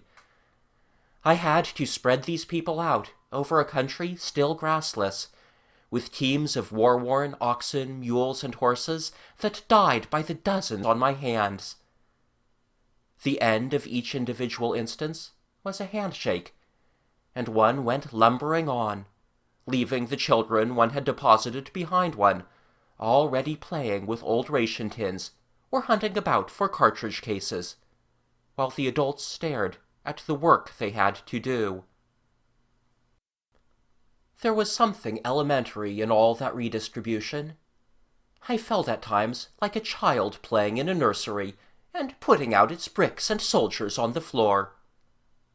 There was a kind of greatness, too, about the process, a quality of atonement. And the people I was taking back, the men anyhow, were for the most part charming and wonderful people, very simple and emotional, so that once a big-bearded man, when I wanted him in the face of an overflowing wagon to abandon about 6 great, angular, colored West Indian shells he had lugged with him from Bermuda, burst into tears of disappointment. I let him take them, and at the end I saw them placed with joy and reverence in the little parlor, to become the war heirlooms, no doubt, of a long and bearded family. As we shook hands after our parting coffee, he glanced at them with something between gratitude and triumph in his eyes. Yes, that was a great work, more especially for a ripening youngster, such as I was at that time. The memory of long rides and tramps over that limitless veldt returns to me, lonely in spite of the creaking, lumbering wagons and transport riders and Kaffirs that followed behind. South Africa is a country not only of immense spaces, but of an immense spaciousness. Everything is far apart. Even the grass blades are far apart. Sometimes one crossed wide stony wastes. Sometimes came stretches of tall yellow-green grass, wheel-high. Sometimes a little green patch of returning cultivation drew nearer for an hour or so. Sometimes the blundering, toilsome passage of a torrent interrupted our slow onward march. And constantly one saw long lines of torn and twisted barbed wire stretching away and away. And here and there one found archipelagos, as it were, in this dry ocean, of the skeletons of cattle. And there were places where troops had halted, and their scattered ration tins shone like diamonds in the sunshine. Occasionally I struck talk, some returning prisoner, some group of discharged British soldiers, become carpenters or bricklayers again, and making their pound a day by the work of rebuilding. Always everyone was ready to expatiate upon the situation. Usually, however, I was alone, thinking over this immense, now vanished tornado of a war, and this equally astonishing work of healing that was following it. I became keenly interested in all this great business, and thought at first of remaining indefinitely in Africa. Repatriation was presently done and finished. I had won Milner's good opinion, and he was anxious for me to go on working, in relation to the labor difficulty that rose now more and more into prominence behind the agricultural resettlement. But when I faced that, I found myself in the middle of a tangle infinitely less simple than putting back an agricultural population upon its land. 5. For the first time in my life, I was really looking at the social fundamental of labor. There is something astonishingly naive in the unconsciousness with which people of our class float over the great economic realities. All my life I had been hearing of the working classes, of industrialism, of labor problems, and the organization of labor. But it was only now in South Africa, in this chaotic, crude, illuminating period of putting a smashed and desolated social order together again, that I perceived these familiar phrases represented something stupendously real. There were, I began to recognize, two sides to civilization. One traditional, immemorial, universal, the side of the homestead, the side I had been seeing and restoring. And there was another, ancient too, but never universal, as old at least as the mines of Syracuse and the building of the pyramids, the side that came into view when I emerged from the dusty station and sighted the squat shanties and slender chimneys of Johannesburg, that uprooted side of social life, that accumulation of toilers divorced from the soil, which is industrialism and labor, and which carries such people as ourselves, and whatever significance and possibilities we have, as an elephant carries its rider. Now, all Johannesburg and Pretoria were discussing labor, and nothing but labor. Bloemfontein was in conference thereon. Our work of repatriation, which had loomed so large on the southernward veldt, became here a business at once incidental and remote. One felt that, a little sooner or a little later, all that would resume and go on, as the rains would and the veldgrass. But this was something less kindred to the succession of the seasons and the soil. This was a hitch in the upper fabric. Here, in the great, ugly, mine-scarred basin of the Rand, with its bare hillsides, half the stamps were standing idle. Machinery was eating its head off. Time and water were running to waste amidst an immense, exasperated disputation. Something had given way. The war had spoiled the Kaffir boy. He was demanding enormous wages. He was away from Johannesburg. And, above all, he would no longer go underground. Implicit in all the argument and suggestion about me was this profoundly suggestive fact that some people, quite a lot of people, scores of thousands, had to go underground. Implicit, too, always in the discourse, was the assumption that the talker or writer in question wasn't for a moment to be expected to go there. Those others, whoever they were, had to do that for us. Before the war, it had been the artless Portuguese Kaffir, but he, alas, was being diverted to open-air employment at Delagoa Bay.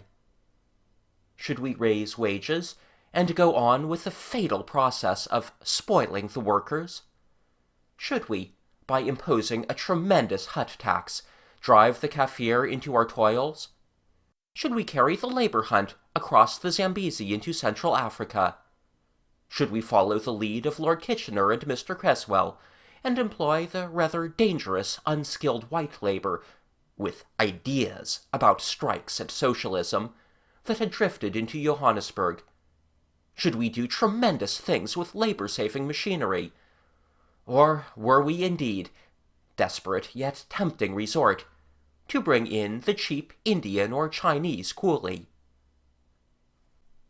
Steadily, things were drifting towards that last tremendous experiment. There was a vigorous opposition in South Africa and in England, growing there to an outcry. But behind that proposal was the one vitalizing conviction in modern initiative. Indisputably, it would pay. It would pay. The human mind has a much more complex and fluctuating process than most of those explanatory people who write about psychology would have us believe. Instead of that simple, direct movement, like the movement of a point, forward and from here to there, one's thoughts advance like an army, sometimes extended over an enormous front, sometimes in echelon, sometimes bunched in a column, throwing out skirmishing clouds of emotion, some flying and soaring, some crawling, some stopping and dying. In this matter of labor, for example, I have thought so much, thought over the ground again and again, come into it from this way and from that way, that for the life of me I find it impossible to state at all clearly how much I made of these questions during that Johannesburg time. I cannot get back into those ancient ignorances, revive my old astonishments and discoveries. Certainly, I envisaged the whole process much less clearly than I do now, ignored difficulties that have since entangled me, regarded with a tremendous perplexity aspects that have now become lucidly plain. I came back to England confused, and doing what confused people are apt to do, clinging to an inadequate phrase that seemed at any rate to define a course of action. The word efficiency had got hold of me. All our troubles came, one assumed, from being inefficient. One turned towards politics with a bustling air, and was all for fault-finding and renovation. I sit here at my desk, pen in hand, and trace figures on the blotting paper, and wonder how much I understood at that time. I came back to England to work on the side of efficiency, that is quite certain. A little later, I was writing articles and letters about it, so that much is documented. But I think I must have apprehended too by that time some vague outline at least of those wider issues in the secular conflict between the new forms of human association and the old, to which contemporary politics and our national fate are no more than transitory eddies and rufflings of the surface waters. It was all so nakedly plain there. On the one hand was the primordial, on the other the rankly new. The farm on the veldt stood on the veldt, a thing of the veldt, a thing rooted and established there and nowhere else. The dusty, crude, brick-field desolation of the Ront, on the other hand, did not really belong with any particularity to South Africa at all. It was one with our camps and armies. It was part of something else, something still bigger. A monstrous, shadowy arm had thrust out from Europe and torn open this country, erected these chimneys, piled these heaps, and sent the ration tins and cartridge cases to follow them. It was gigantic kindred with that ancient predecessor which had built the walls of Zimbabwe. And this hungry, impatient demand for myriads of toilers, this threatening inundation of black or brown or yellow bond serfs, was just the natural voice of this colossal system to which I belonged, which had brought me hither, and which I now perceived I did not even begin to understand. One day, when asking my way to some forgotten destination, I had pointed out to me the Gray and Roberts Deep Mine. Some familiarity in the name set me thinking, until I recalled that this was the mine in which I had once heard Lady Ladislaw confess large holdings, this mine in which gangs of indentured Chinamen would presently be sweating to pay the wages of the gamekeepers and road menders in Burnmore Park. Yes, this was what I was taking in at that time, but it found me inexpressive. What I was saying on my return to England gave me no intimation of the broad conceptions growing in my mind.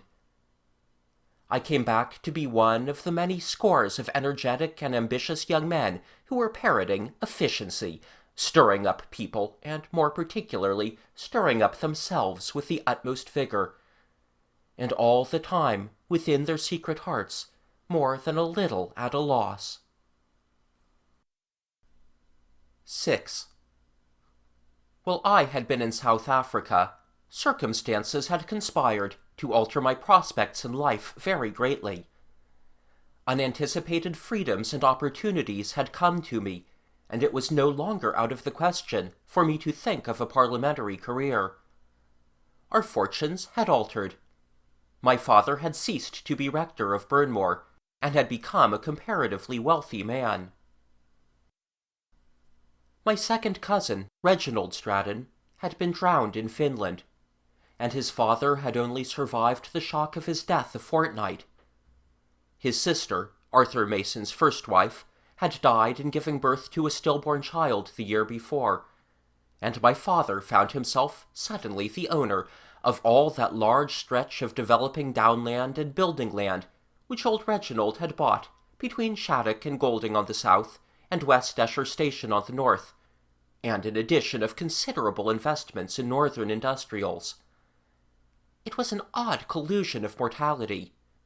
We had had only the coldest relations with our cousins, and now, abruptly, through their commercial and speculative activities, which we had always affected to despise and ignore, I was in a position to attempt the realization of my old political ambitions. My cousin's house had not been to my father's taste. He had let it, and I came to a new home in a pleasant, plain, red brick house, 150 years old perhaps, on an open and sunny hillside, sheltered by trees eastward and northward, a few miles to the southwest of Guildford. It had all the gracious proportions, the dignified simplicity, the roomy comfort of the good building of that time. It looked sunward. We breakfasted in sunshine in the library, and outside was an old wall, with peach trees and a row of pillar roses heavily in flower. I had a little feared this place. Burnmore Rectory had been so absolutely home to me, with its quiet serenities, its ample familiar garden, its greenhouses and intimately known corners. But I perceived I might have trusted my father's character to preserve his essential atmosphere. He was so much himself as I remembered him, that I did not even observe for a day or so that he had not only aged considerably, but discarded the last vestiges of clerical costume in his attire. He met me in front of the house, and led me into a wide-panelled hall, and wrung my hand again and again, deeply moved and very inexpressive. "Did you have a good journey?" he asked again and again, with tears in his eyes. "Did you have a comfortable journey?" "I've not seen the house," said I. "It looks fine." "You're a man," he said, and patted my shoulder. "Of course, it was at Burnmore." "You're not changed," I said. "You're not an atom changed." "How could I?" he replied. Come and have something to eat. You ought to have something to eat."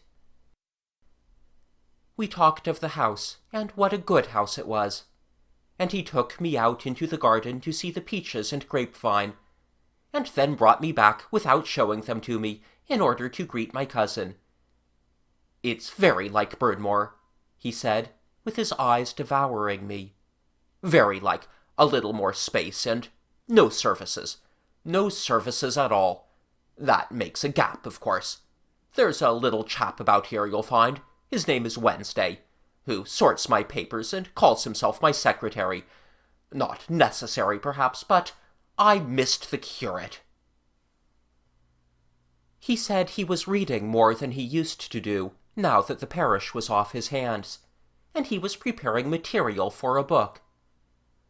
It was, he explained later, to take the form of a huge essay, ostensibly on secular canons, but its purport was to be no less than the complete secularization of the Church of England.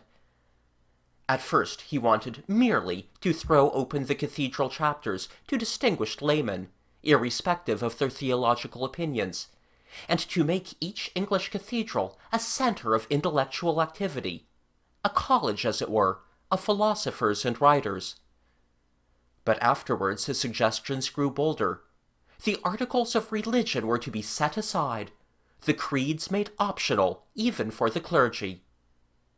His dream became more and more richly picturesque, until at last he saw Canterbury a realized thelema, and St. Paul's a new academic grove. He was to work at that remarkable proposal intermittently for many years, and to leave it at last no more than a shapeless mass of memoranda, fragmentary essays, and selected passages for quotation. Yet, mere patchwork and scrapbook as it would be, I still have some thought of publishing it. There is a large human charity about it, a sun too broad and warm, a reasonableness too wide and free, perhaps, for the timid, convulsive quality of our time, yet all good as good wine for the wise. Is it incredible that a day should come when our great grey monuments to the Norman spirit should cease to be occupied by narrow-witted parsons and besieged by narrow-souled dissenters, the soul of our race in exile from the home and place our fathers built for it? If he was not perceptibly changed, I thought my cousin Jane had become more than a little sharper and stiffer. She did not like my uncle's own personal secularization, and still less the glimpses she got of the ampler intentions of his book. She missed the proximity to the church and her parochial authority. But she was always a silent woman, and made her comments with her profile and not with her tongue. "I'm glad you've come back, Stephen," said my father, as we sat together after dinner and her departure, with port and tall silver candlesticks and shining mahogany between us. "I've missed you. I've done my best to follow things out there. I've got, I suppose, every press mention there's been of you during the war and since. I've subscribed to 2 press-cutting agencies, so that if one missed you, the other fellow got you. Perhaps you'll like to read them over one of these days. You see, there's not been a soldier in the family since the Peninsular War, and so I've been particularly interested. You must tell me all the things you're thinking of, and what you mean to do. This last stuff, this Chinese business, it puzzles me. I want to know what you think of it, and everything." I did my best to give him my ideas, such as they were, and as they were still very vague ideas, I have no doubt he found me rhetorical. I can imagine myself talking of the white man's burthen, and how in Africa it had seemed at first to sit rather staggeringly upon our under-trained shoulders. I spoke of slackness and planlessness. "I've come back in search of efficiency." I have no doubt I said that at any rate. "We're trying to run this big empire," I may have explained, "with undertrained, undereducated, poor-spirited stuff, and we shall come a cropper unless we raise our quality. I'm still imperialist, more than ever I was, but I'm an imperialist on a different footing. I've no great illusions left about the superiority of the Anglo-Saxons.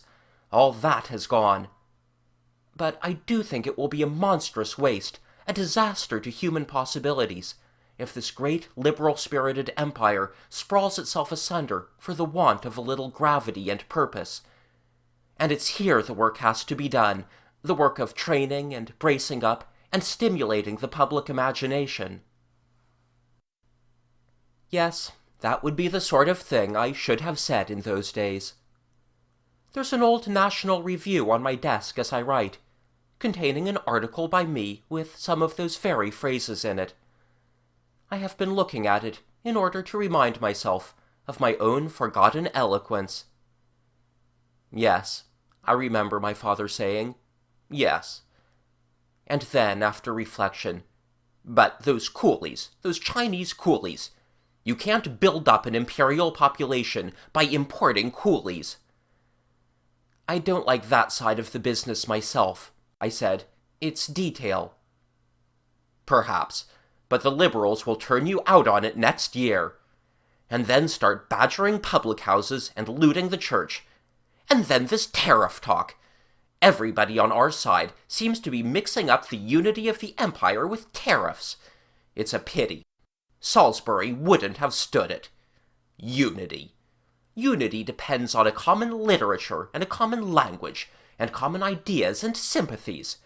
It doesn't unite people for them to be forced to trade with each other.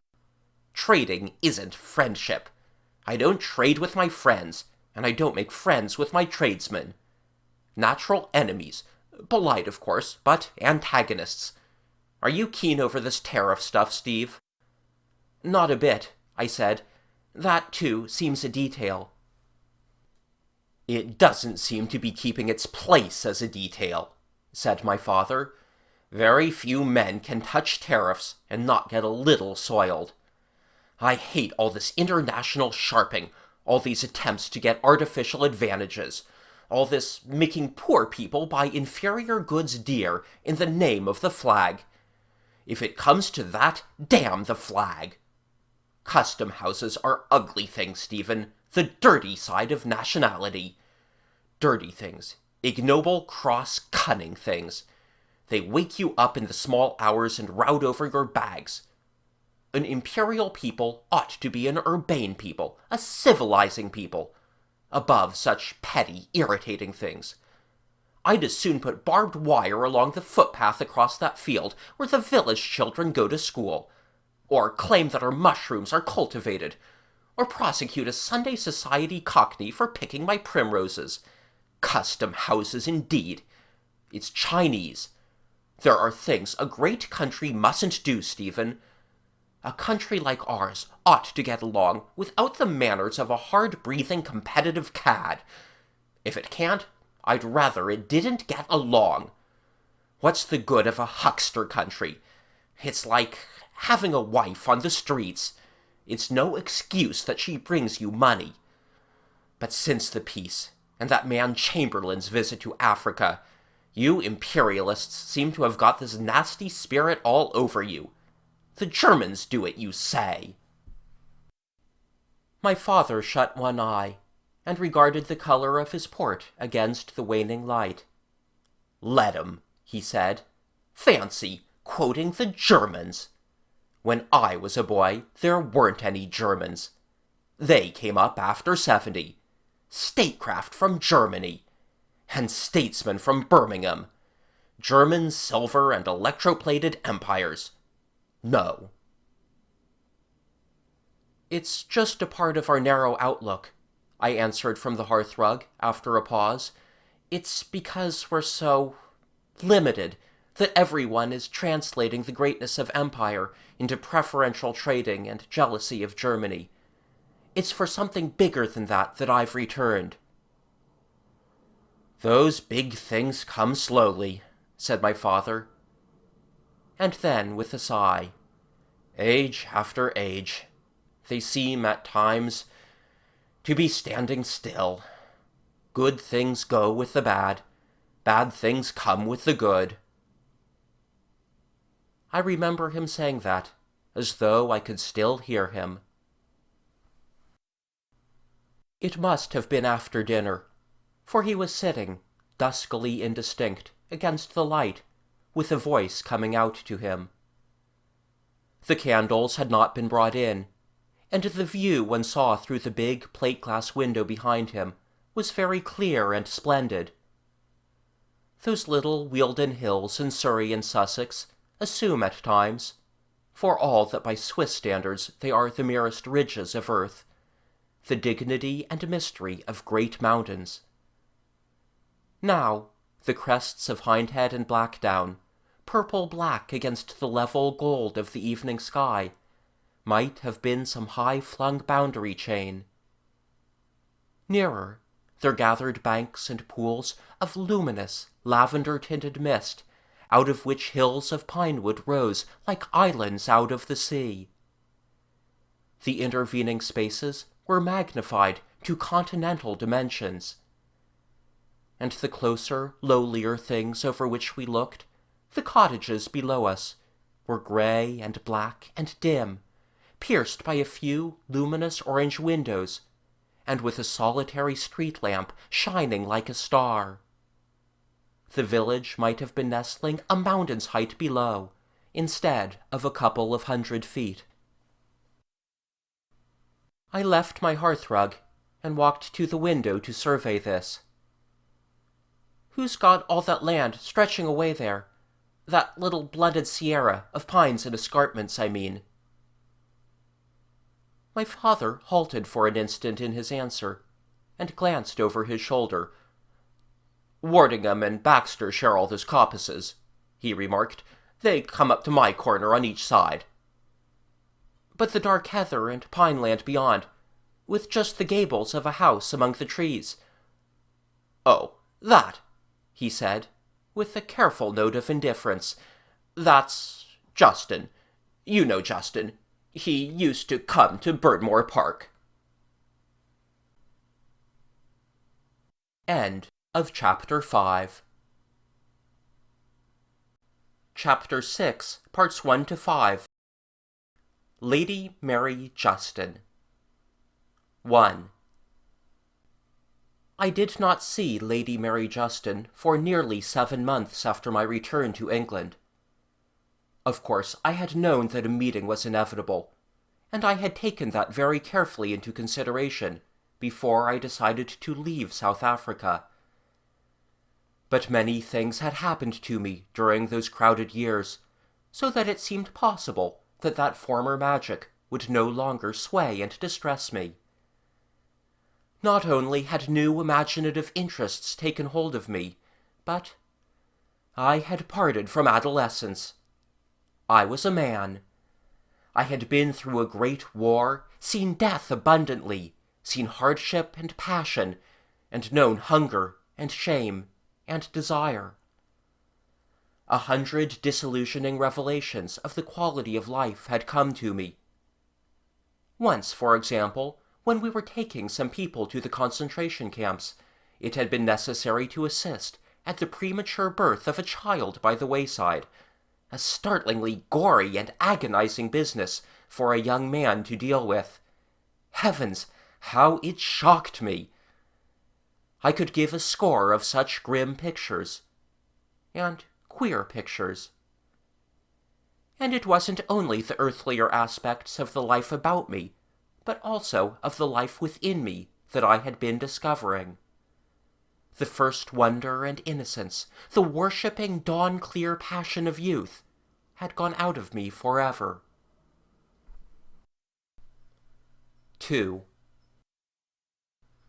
We met at a dinner.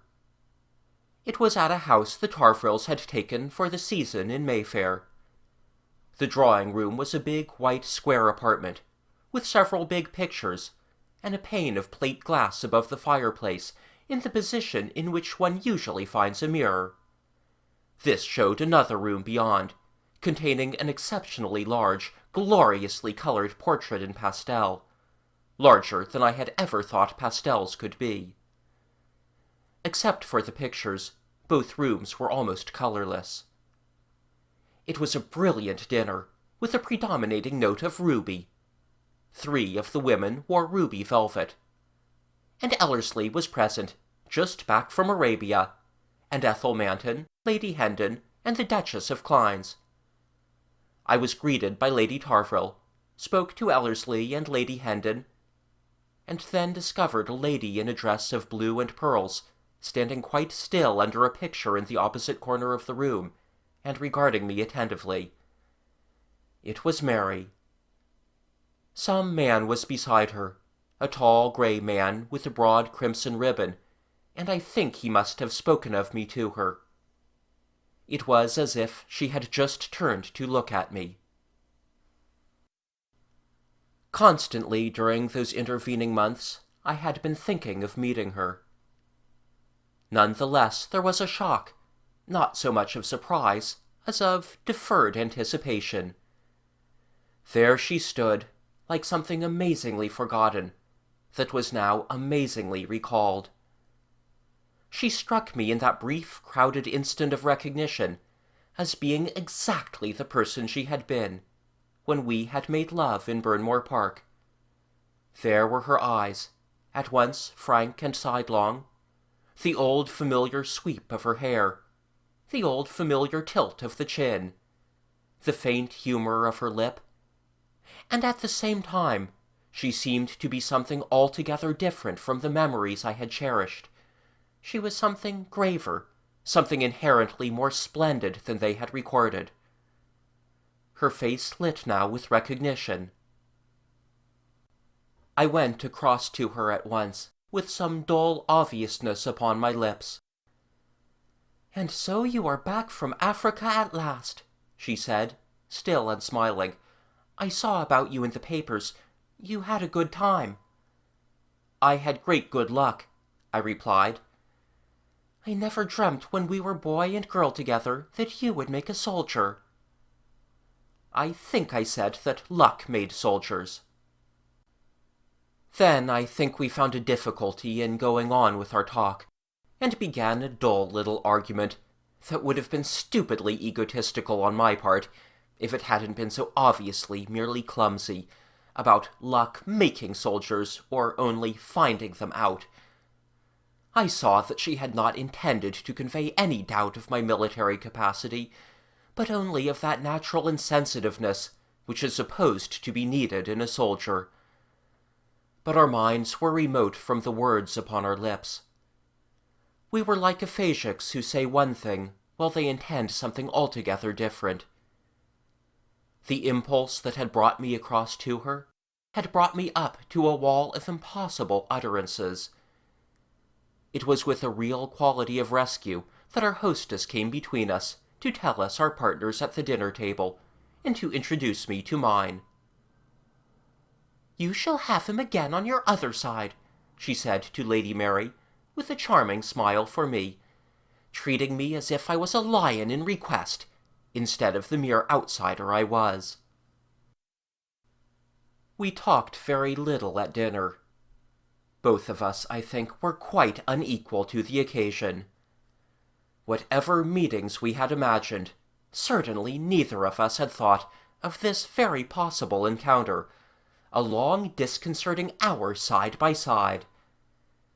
I began to remember old happenings with an astonishing vividness. There, within 6 inches of me, was the hand I had kissed. Her voice was the same to its lightest shade.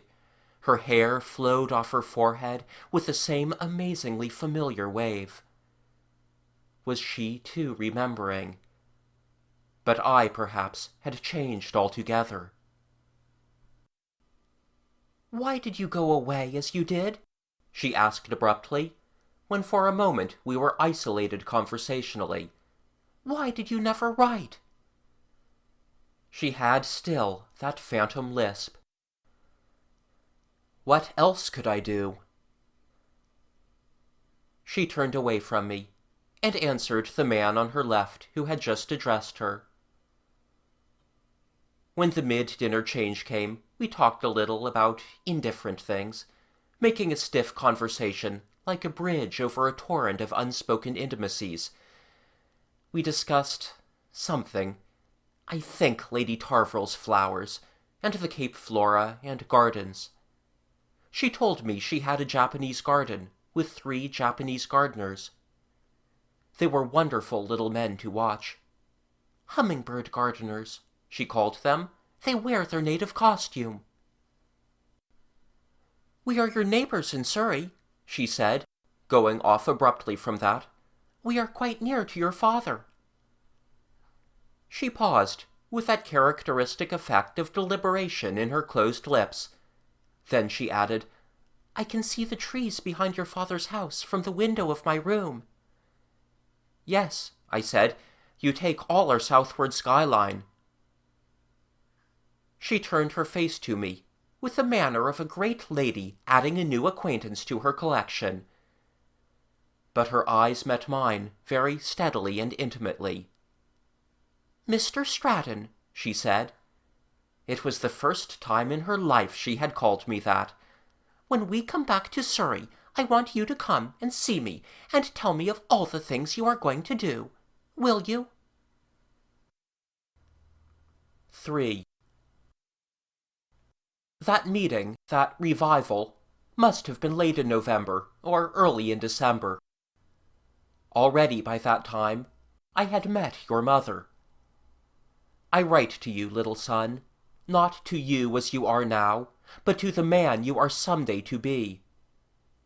I write to understand myself, and so far as I can understand, to make you understand.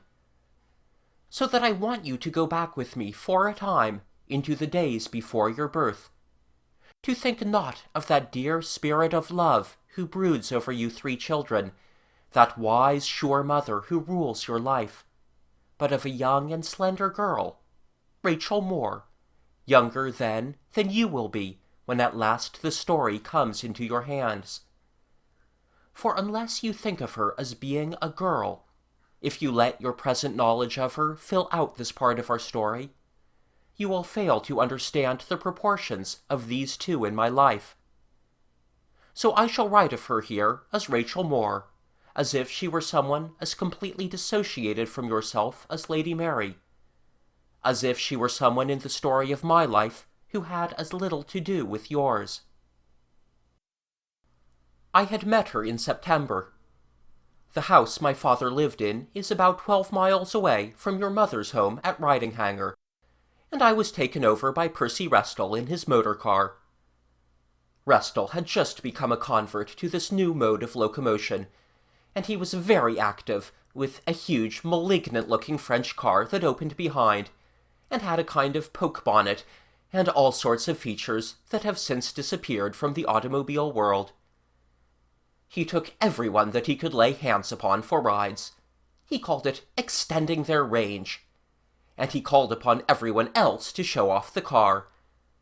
He was responsible for more introduction and social admixture in that part of Surrey than had occurred during the previous century. We punctured in the Ridinghanger Drive.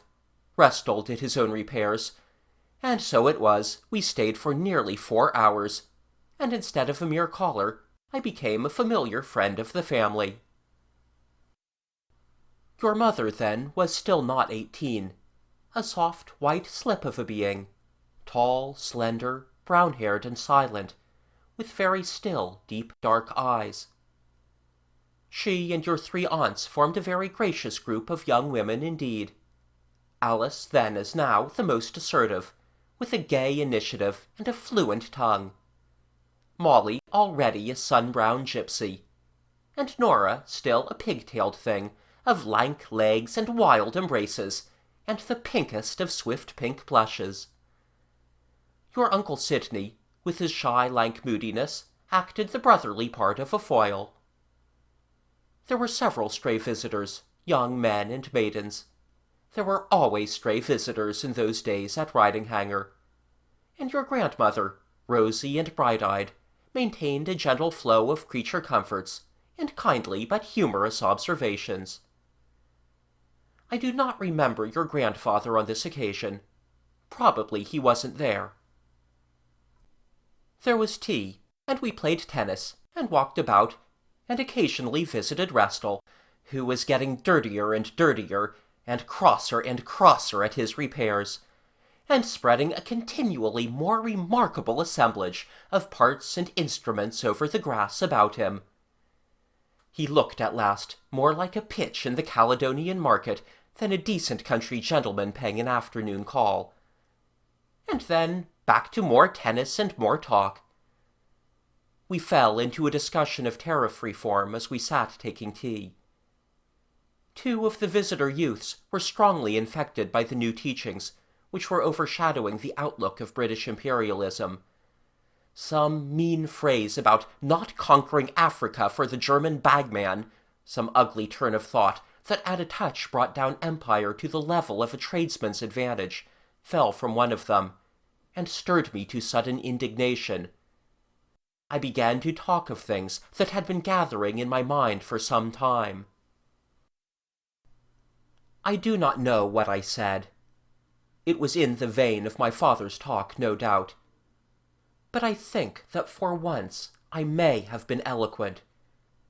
And in the midst of my demand for ideals in politics that were wider and deeper than artful buying and selling, that looked beyond a vulgar aggression and a churl's dread and hatred of foreign things, while I struggled to say how great and noble a thing empire might be, I saw Rachel's face. This, it was manifest, was a new kind of talk to her.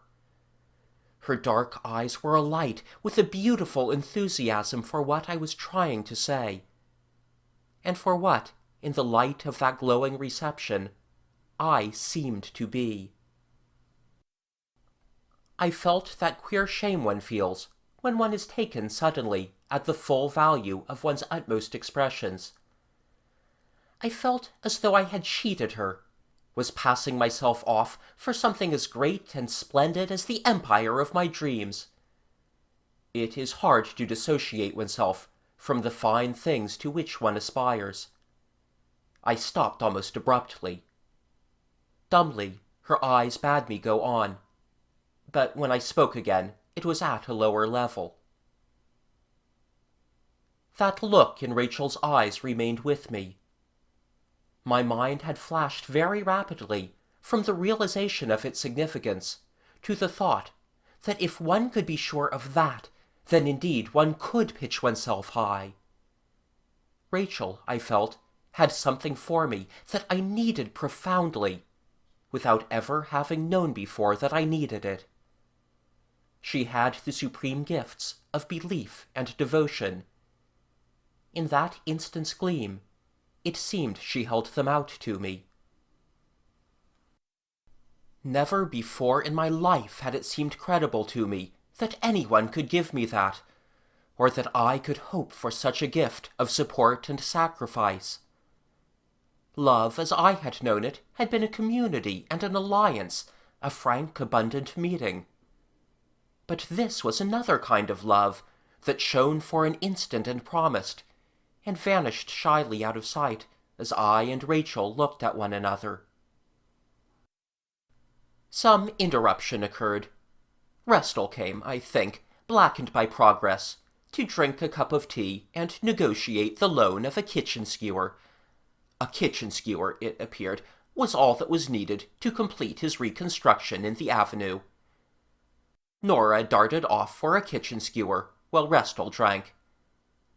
And then there was a drift to tennis, and Rachel and I were partners. All this time I was in a state of startled attention towards her, full of this astounding impression that something wonderful and unprecedented had flowed out from her towards my life, full too of doubts now, whether that shining response had ever occurred, whether some trick of light and my brain had not deceived me. I wanted tremendously to talk to her, and did not know how to begin in any serious fashion. Beyond everything, I wanted to see again that deep onset of belief. "Come again," said your grandmother to me. "Come again," after she had tried in vain to make Restal stay for an informal supper.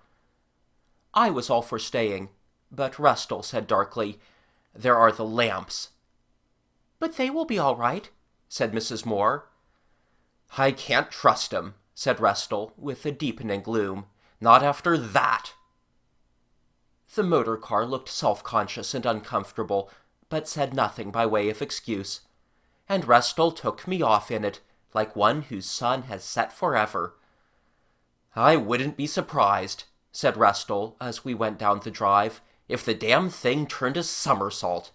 It might do anything." Those were the brighter days of motoring.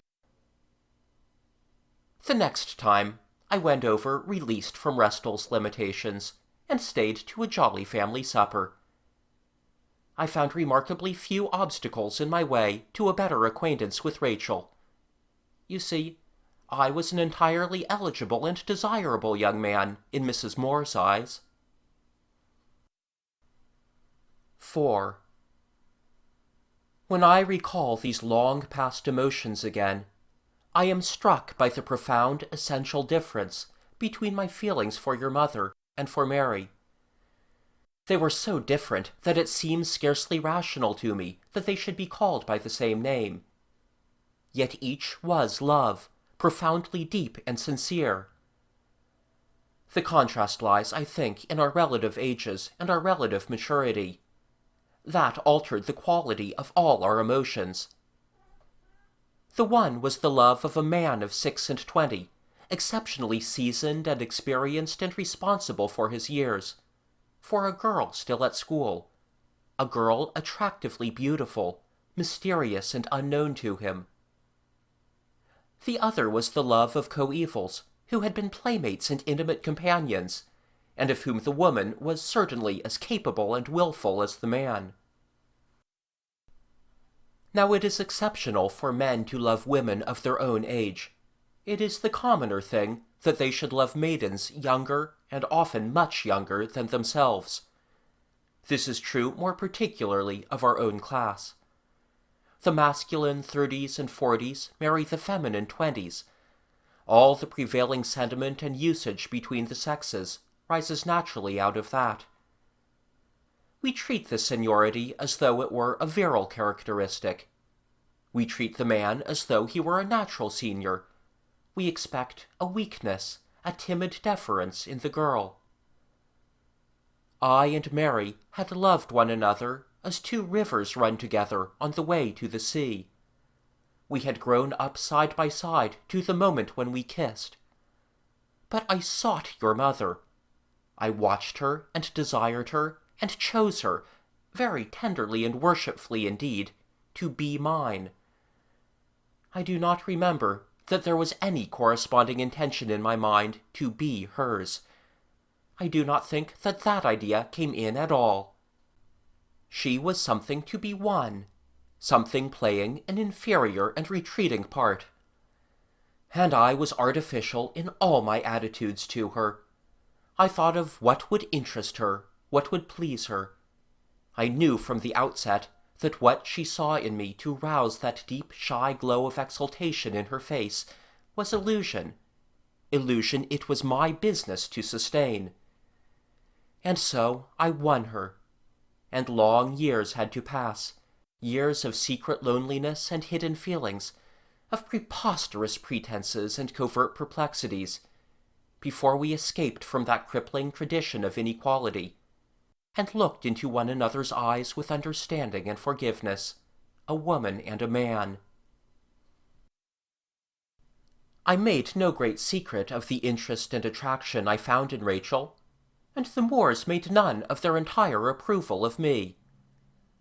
I walked over on the second occasion, and Riding-Hanger opened out, a great flower of genial appreciation that I came alone, hiding nothing of its dawning perception that it was Rachel in particular I came to see. Your grandmother's matchmaking was as honest as the day. There was the same salad of family and visitors as on the former afternoon, and this time I met Freshman, who was destined to marry Alice. There was tea, tennis, and by your grandmother's suggestion, a walk to see the sunset from the crest of the hill. Rachel and I walked across the breezy moorland together, while I talked, and tempted her to talk. What, I wonder, did we talk about? English scenery, I think, and African scenery, and the Weald about us, and the long history of the Weald, and its present and future, and at last even a little of politics. I had never explored the mind of a girl of 17 before. There was a surprise in all she knew, and a delight in all she didn't know, and about herself a candor, a fresh simplicity of outlook that was sweeter than the clear air about us, sweeter than sunshine or the rising song of a lark. She believed so gallantly and beautifully. She was so perfectly, unaffectedly, and certainly prepared to be a brave and noble person, if only life would let her. And she hadn't as yet any suspicion that life might make that difficult. I went to Ridinghanger a number of times in the spring and early summer. I talked a great deal with Rachel, and still I did not make love to her. It was always in my mind that I would make love to her. The heavens and earth and all her family were propitious, glowing golden with consent and approval. I thought she was the most wonderful and beautiful thing in life. And her eyes, the intonation of her voice, her hurrying color, and 100 little involuntary signs, told me how she quickened at my coming. But there was a shyness. I loved her as one loves and admires a white flower or a beautiful child, some stranger's child. I felt that I might make her afraid of me. I had never before thought that to make love is a coarse thing. But still at high summer, when I met Mary again, no definite thing had been said between myself and Rachel. But we knew, each of us knew, that somewhere in a world less palpable, in fairyland, in dreamland, we had met and made our vows. 5.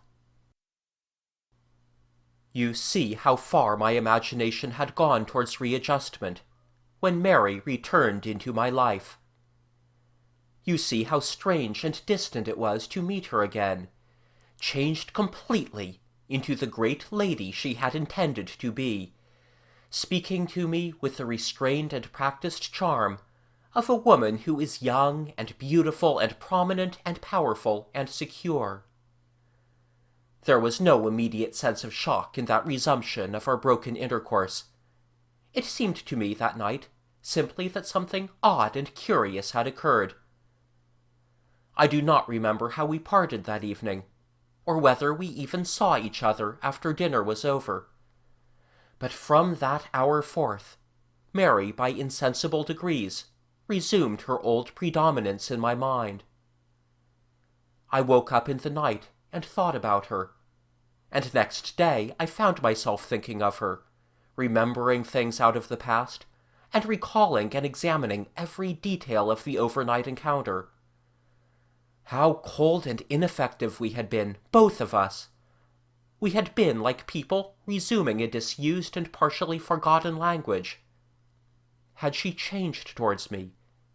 Did she indeed want to see me again, or was that invitation a mere demonstration of how entirely unimportant seeing me or not seeing me had become? Then I would find myself thinking with the utmost particularity of her face. Had it changed at all? Was it altogether changed? I seemed to have forgotten everything and remembered everything. that peculiar slight thickness of her eyelids that gave her eyes their tenderness, that light firmness of her lips. Of course she would want to talk to me, as now I perceived I wanted to talk to her. Was I in love with her still? It seemed to me then that I was not. It had not been that hesitating fierceness, that pride and demand and doubt, which is passionate love, that had made all my sensations strange to me as I sat beside her. It had been something larger and finer, something great and embracing, a return to fellowship. Here beside me, veiled from me only by our transient embarrassment and the tarnish of separation and silences, was the one person who had ever broken down the crust of shy insincerity which is so incurably my characteristic, and talked intimately of the inmost things of life to me. I discovered now for the first time how intense had been my loneliness for the past 5 years. I discovered now that through all those years I had been hungry for such talk as Mary alone could give me. My mind was filled with talk, filled with things I desired to say to her. That chaos began to take on a multitudinous expression at the touch of her spirit. I began to imagine conversations with her, to prepare reports for her of those new worlds of sensation and activity I had discovered since that boyish parting. But when at last that talk came, it was altogether different from any of those I had invented. She wrote to me when she came down into Surrey, and I walked over to Martin's the next afternoon. I found her in her own sitting-room, a beautiful characteristic apartment, with tall French windows hung with blue curtains, a large writing-desk, and a great litter of books. The room gave upon a broad sunlit terrace, with a balustrading of yellowish stone, on which there stood great oleanders. Beyond was a flower garden, and then the dark shadows of cypresses. She was standing as I came in to her, as though she had seen me coming across the lawns, and had been awaiting my entrance. "I thought you might come today," she said, and told the manservant to deny her to other callers. Again she produced that queer effect of being at once altogether the same and altogether different from the Mary I had known. "Justin," she said, "is in Paris. He comes back on Friday."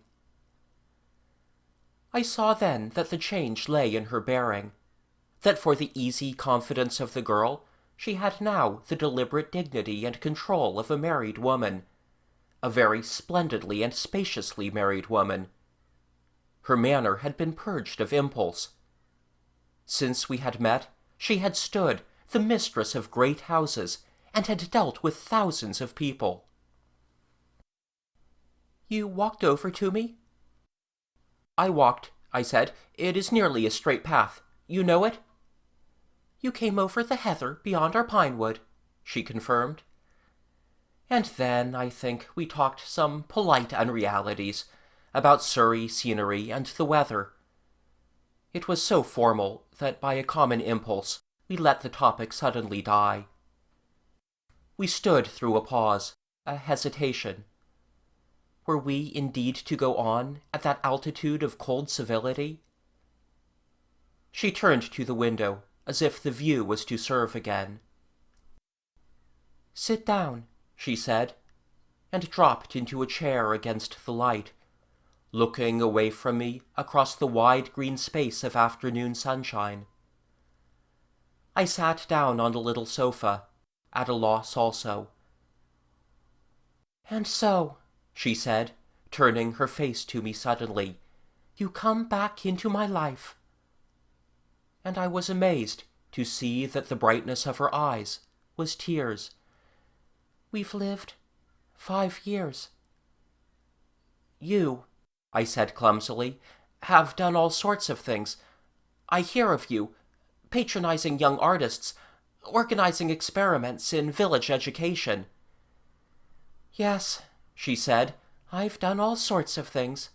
One has to. Forced unreal things for the most part. You, I expect, have done all sorts of things also, but yours have been real things. All things, I remarked sententiously, are real, and all of them a little unreal. South Africa has been wonderful. And now it is all over, one doubts if it really happened, like that incredulous mood after a storm of passion. You've come back for good? For good. I want to do things in England. Politics?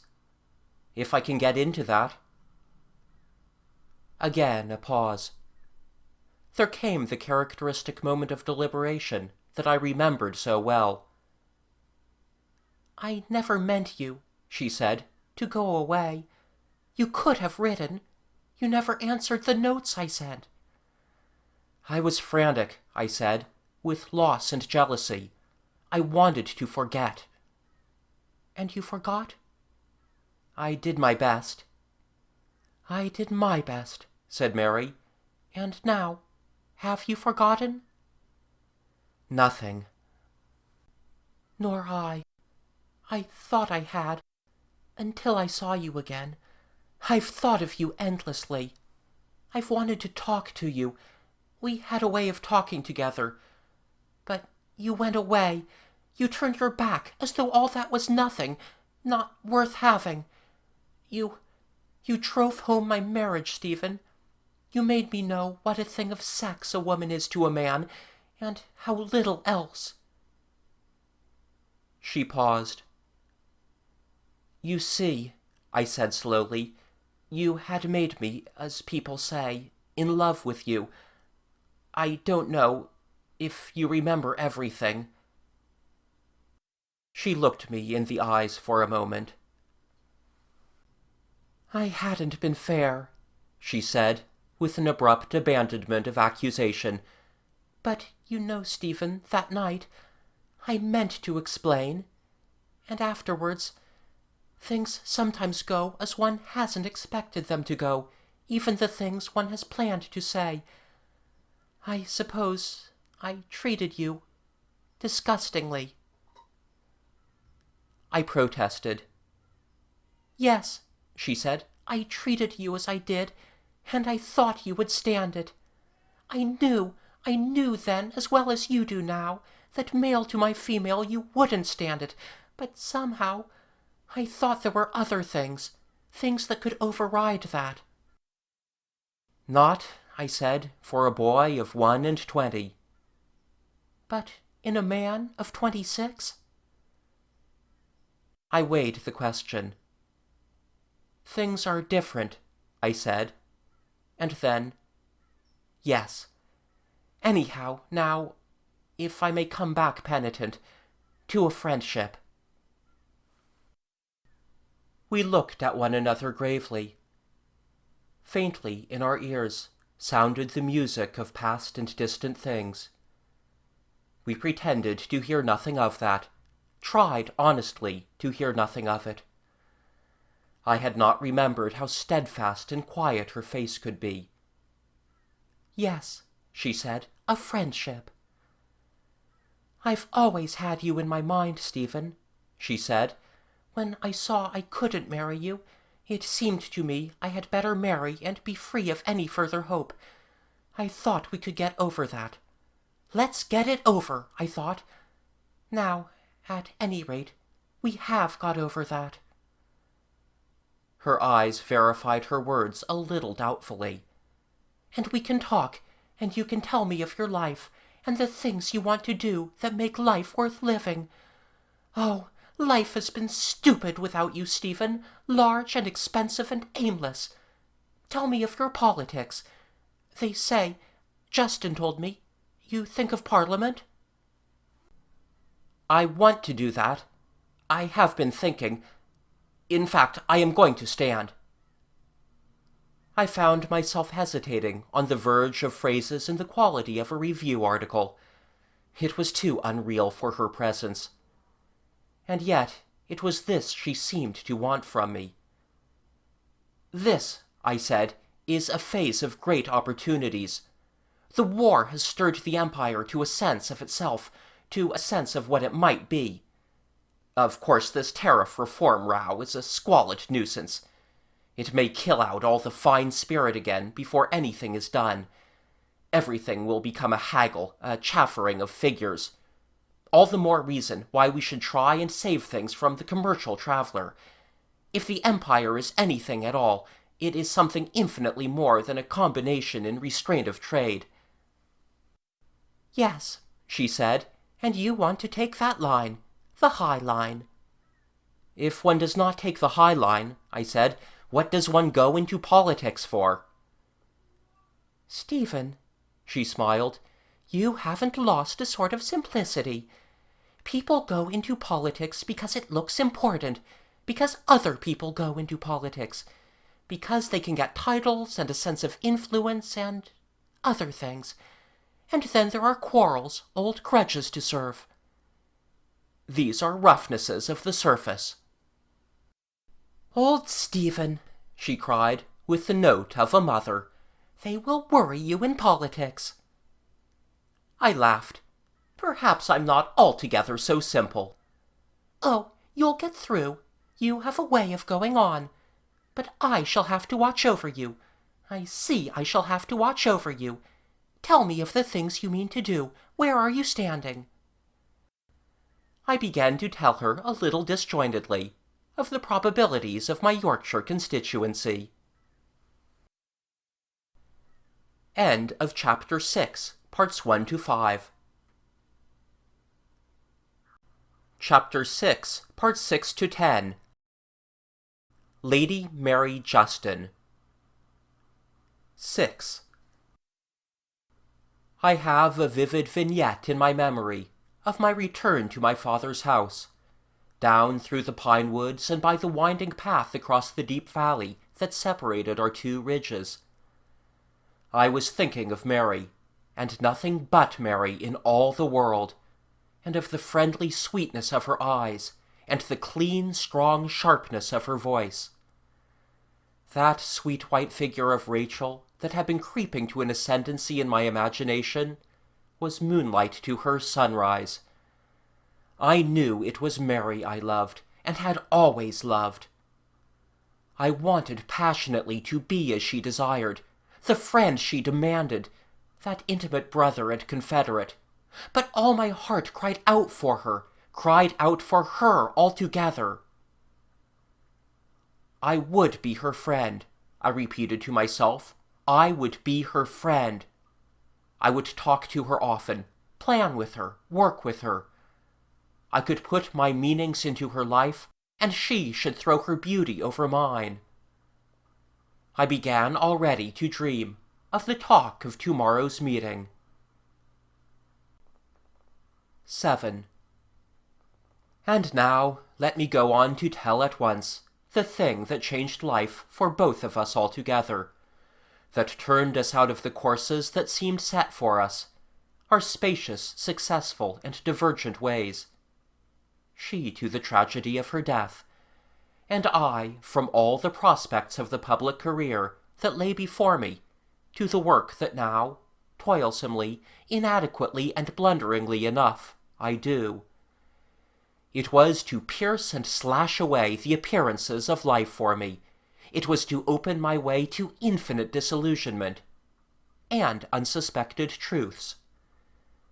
Within a few weeks of our second meeting, Mary and I were passionately in love with one another. We had indeed become lovers. The arrested attractions of our former love released again, drew us inevitably to that. We tried to seem outwardly only friends, with this hot glow between us.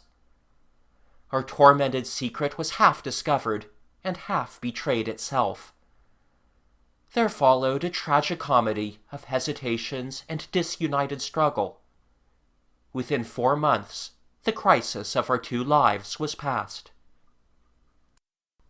It is not within my purpose to tell you, my son, of the particular events, the particular comings and goings, the chance words, the chance meetings, the fatal momentary misunderstandings that occurred between us.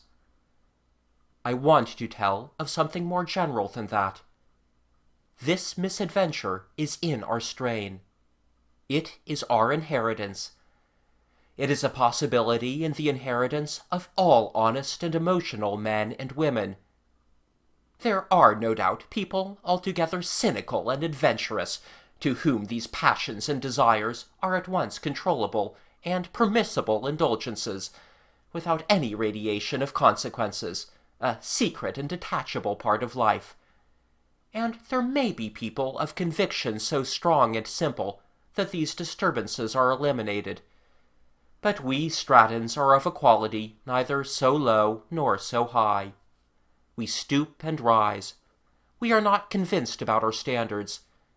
And for many generations to come, with us and with such people as the Christians, and indeed with most of our sort of people, we shall be equally desirous of free and intimate friendship, and prone to blaze into passion and disaster at that proximity. This is one of the essential riddles in the adaptation of such human beings as ourselves to that greater civilized state of which I dream. It is the gist of my story. It is one of the two essential riddles that confront our kind.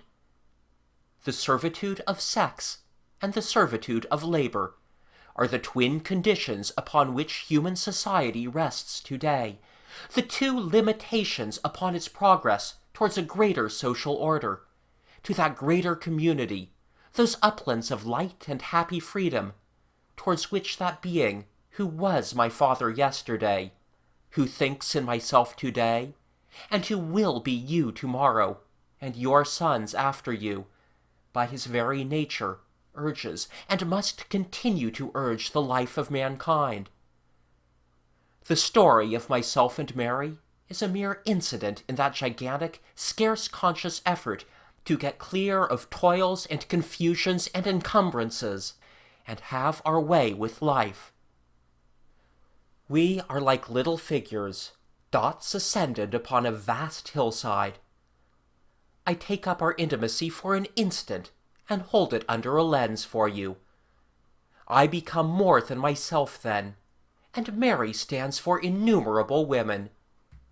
It happened yesterday, and it is just a part of that same history that made Edmund Stratton of the Hayes elope with Charlotte Anstruther and get himself run through the body at Haddington 200 years ago, which drove the Laidlaw Christians to Virginia in 45, gave Stratton Street to the moneylenders when George IV was regent, and broke the heart of Margaret Stratton in the days when Charles I was king.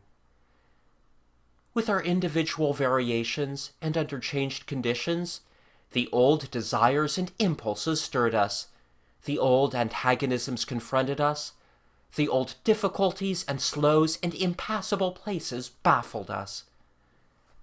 There are times when I think of my history among all those widespread repeated histories, until it seems to me that the human lover is like a creature who struggles forever through a thicket without an end.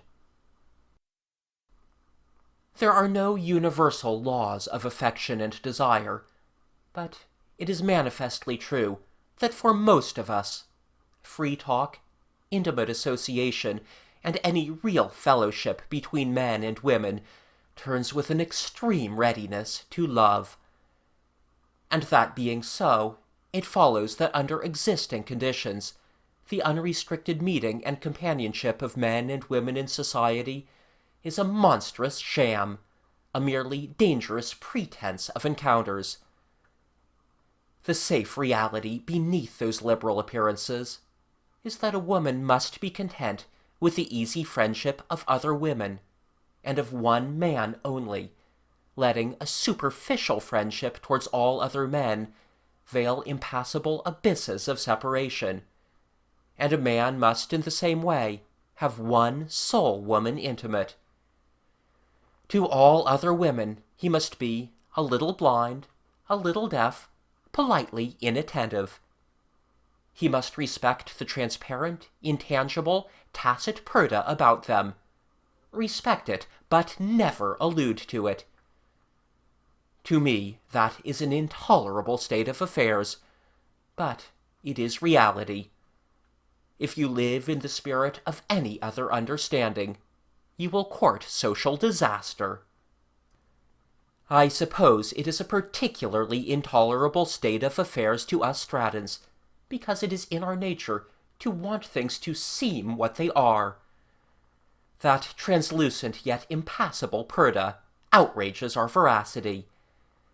And it is plain to me that our social order cannot stand, and is not standing, the tensions it creates. The convention that passions and emotions are absent when they are palpably present broke down between Mary and myself, as it breaks down in 1,000 other cases, as it breaks down everywhere. Our social life is honeycombed and rodden with secret hidden relationships. The rigid, the obtuse, and the unscrupulously cunning escape. The honest passion, sooner or later, flares out and destroys. Here is a difficulty that no bullying imposition of arbitrary rules on the one hand, nor any reckless abandonment of law on the other, can solve. Humanity has yet to find its method in sexual things. It has to discover the use and the limitation of jealousy. And before it can even begin to attempt to find, it has to cease its present timid, secret groping in shame and darkness, and turn on the light of knowledge. None of us knows much, and most of us do not even know what is known. 8. The house is very quiet today. It is your mother's birthday, and you 3 children have gone with her and Mademoiselle Potin into the forest to celebrate the occasion. Presently I shall join you. The sunlit garden, with its tall dreaming lilies against the trellised vines upon the wall, the cedars and the grassy space about the sundial, have that distinguished stillness, that definite, palpable, and almost outlined emptiness, which is, so to speak, your negative presence. It is like a sheet of sunlit-colored paper, out of which your figures have been cut. There is a commotion of birds in the jasmine, and your Barker reclines with an infinite tranquillity, a masterless dog, upon the lawn. I take up this writing again after an interval of some weeks. I have been in Paris, attending the Sabotage Conference, and dealing with those intricate puzzles of justice and discipline and the secret sources of contentment that have to be solved if sabotage is ever to vanish from labor struggles again. I think a few points have been made clearer in that curious riddle of reconciliations. Now I resume this story. I turn over the sheets that were written and finished before my departure, and come to the notes for what is to follow. Perhaps my days of work in Paris have carried my mind on beyond the point at which I left the narrative. I sit, as it were, among a pile of memories that are now all disordered and mixed up together, their proper sequences and connections lost. I cannot trace the phases through which our mutual passion rode up through the restrained and dignified intentions of our friendship. But I know that presently we were in a white heat of desire. There must have been passages that I now altogether forget, moments of tense transition. I am more and more convinced that our swiftest, intensest mental changes leave far less vivid memories than impressions one receives when one is comparatively passive. And of this phase in my life of which I am now telling, I have clear memories of a time when we talked like brother and sister, or like angels, if you will. And hard upon that came a time when we were planning in all our moments together how and when and where we might meet in secret, and meet again. Things drift with a phantom-like uncertainty into my mind, and pass again. Those fierce motives of our transition have lost now all stable form and feature. But I believe there was a curious, tormenting urgency in our jealousy of those others, of Justin on my part, and of Rachel on hers. At first we had talked quite freely about Rachel, had discussed my conceivable marriage with her. We had indeed a little forced that topic, as if to reassure ourselves of the honesty of our new footing. But the force that urged us nearer pervaded all our being. It was hard enough to be barred apart, to snatch back our hands from touching, to avoid each other's eyes, to hurry a little out of the dusk towards the lit house and its protecting servants. But the constant presence and suggestion of those others from whom there were no bars, or towards whom bars could be abolished at a look, at an impulse, exacerbated that hardship, roused a fierce, insatiable spirit of revolt within us. At times we grew angry with each other's formalism, came near to quarreling. I associate these moods with the golden stillnesses of a prolonged and sultry autumn, and with slowly falling leaves. I will not tell you how that step was taken. It matters very little to my story. Nor will I tell which one of us it was first broke the barriers down. 9. But I do want to tell you certain things. I want to tell you them because they are things that affect you closely.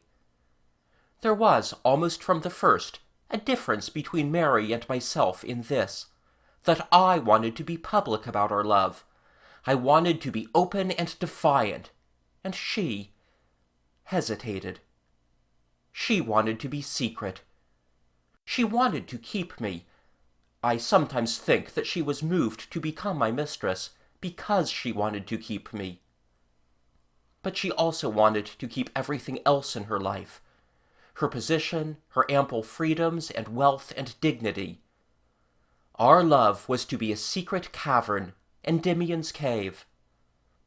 I was ready enough to do what I could to please her, and for a time I served that secrecy, lied, pretended, agreed to false addresses, assumed names, and tangled myself in a network of furtive proceedings. These are things that poison and consume honest love. You will learn soon enough, as you grow to be a man, that beneath the respectable assumptions of our social life, there is an endless, intricate world of subterfuge and hidden and perverted passion. For all passion that wears a mask is perversion, and that thousands of people of our sort are hiding and shamming about their desires, their gratifications, their true relationships. I do not mean the open offenders, for they are mostly honest and gallant people, but the men and women who sin in the shadows, the people who are not clean and scandalous, but immoral and respectable. This underworld is not for us. I wish that I, who have looked into it, could in some way inoculate you now against the repetition of my misadventure. We Strattons are daylight men, and if I work now for widened facilities of divorce, for an organized freedom and independence of women, and greater breadth of toleration, it is because I know in my own person the degradations, the falsity, the bitterness that can lurk beneath the inflexible pretensions of the established code today. And I want to tell you, too, of something altogether unforeseen that happened to us, and that was this, that from the day that passion carried us, and we became, in the narrower sense of the word, lovers, all the wider interests we had in common, our political intentions, our impersonal schemes, began to pass out of our intercourse. Our situation closed upon us like a trap and hid the sky. Something more intense had our attention by the feet, and we used our wings no more. I do not think that we even had the real happiness and beauty and delight of one another.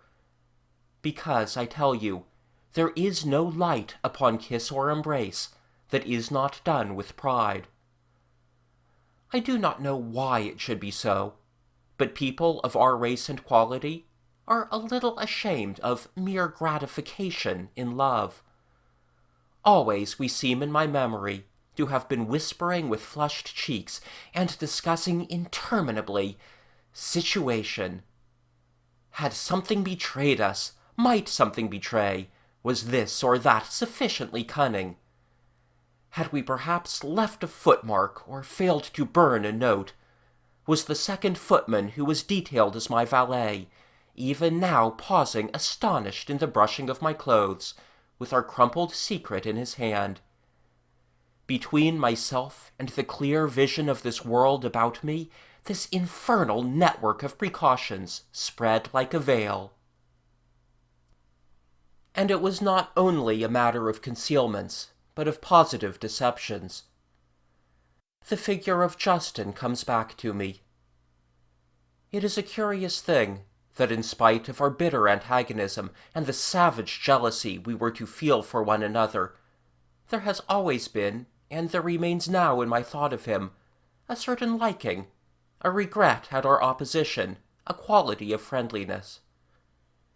His broad face, which the common impression and the caricaturist make so powerful and eagle-like, is really not a brutal or heavy face at all. It is no doubt aquiline, after the fashion of an eagle-owl, the mouth and chin broad, and the eyes very far apart. But there is a minute puckering of the brows, which combines with that queer streak of brown discoloration that runs across his cheek and into the white of his eyes, to give something faintly plaintive and pitiful to his expression, an effect enhanced by the dark softness of his eyes. They are gentle eyes. It is absurd to suppose them the eyes of a violently forceful man. And indeed they do not belie Justin. It is not by vehemence or pressure that his wealth and power have been attained. It is by the sheer detailed abundance of his mind. In that queer big brain of his, there is something of the calculating boy, and not a little of the chess champion. He has a kind of financial gift. He must be rich, and grows richer. What else is there for him to do? How many times have I not tried to glance carelessly at his face, and scrutinize that look in his eyes, and ask myself, was that his usual look, or was it lit by an instinctive jealousy? Did he perhaps begin to suspect? I had become a persistent visitor in the house. He might well be jealous of such minor favors as she showed me, for with him she talked but little and shared no thoughts. His manner with her was tinctured by an habituated despair. They were extraordinarily polite and friendly with one another. I tried 100 sophistications of my treachery to him. I assured myself that a modern woman is mistress and owner of herself, no chattel, and so forth. But he did not think so, and neither she nor I were behaving as though we thought so. In innumerable little things, we were doing our best tacitly to reassure him. And so you see me shaking hands with this man, affecting an interest in his topics and affairs, staying in his house, eating his food and drinking his wine, that I might be the nearer to his wife. It is not the first time that has been done in the world. There are esoteric codes to justify all I did. I perceive there are types of men to whom such relationships are attractive by the very reason of their illicit excitement. But we Strattons are honest people. There is no secret of passion in our blood. This is no game for us. Never you risk the playing of it, little son, big son as you will be when you read the story. Perhaps, but I hope indeed not, this may reach you too late to be a warning, come to you in mid-situation. Go through with it then, inheritor of mine, and keep as clean as you can. Follow the warped honor that is still left to you. And if you can, come out of the tangle. It is not only Justin haunts the memories of that furtive time, but Rachel Moore. I see her still as she was then, a straight, white-dressed girl with big brown eyes that regarded me now with perplexity, now with a faint dismay. I still went over to see her, and my manner had changed. I had nothing to say to her now, and everything to hide. Everything between us hung arrested, and nothing could occur to make an end. I told Mary I must cease my visits to the moors. I tried to make her feel my own sense of an accumulating cruelty to Rachel. "But it explains away so much," she said. "If you stop going there, everyone will talk. Everything will swing round and point here." "Rachel," I protested. "No," she said, overbearing me. "You must keep on going to Riding Hanger. You must, you must." For a long time I had said nothing to Mary of the burthen these pretenses were to me. It had seemed a monstrous ingratitude to find the slightest flaw in the passionate love and intimacy she had given me. But at last the divergence of our purposes became manifest to us both. A time came when we perceived it clearly and discussed it openly.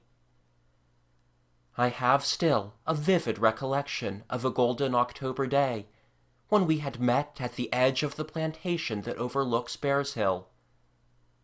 She had come through the gardens into the pine wood, and I had jumped the rusty-banked stream that runs down the Bears Hill valley, and clambered the barbed wire fence.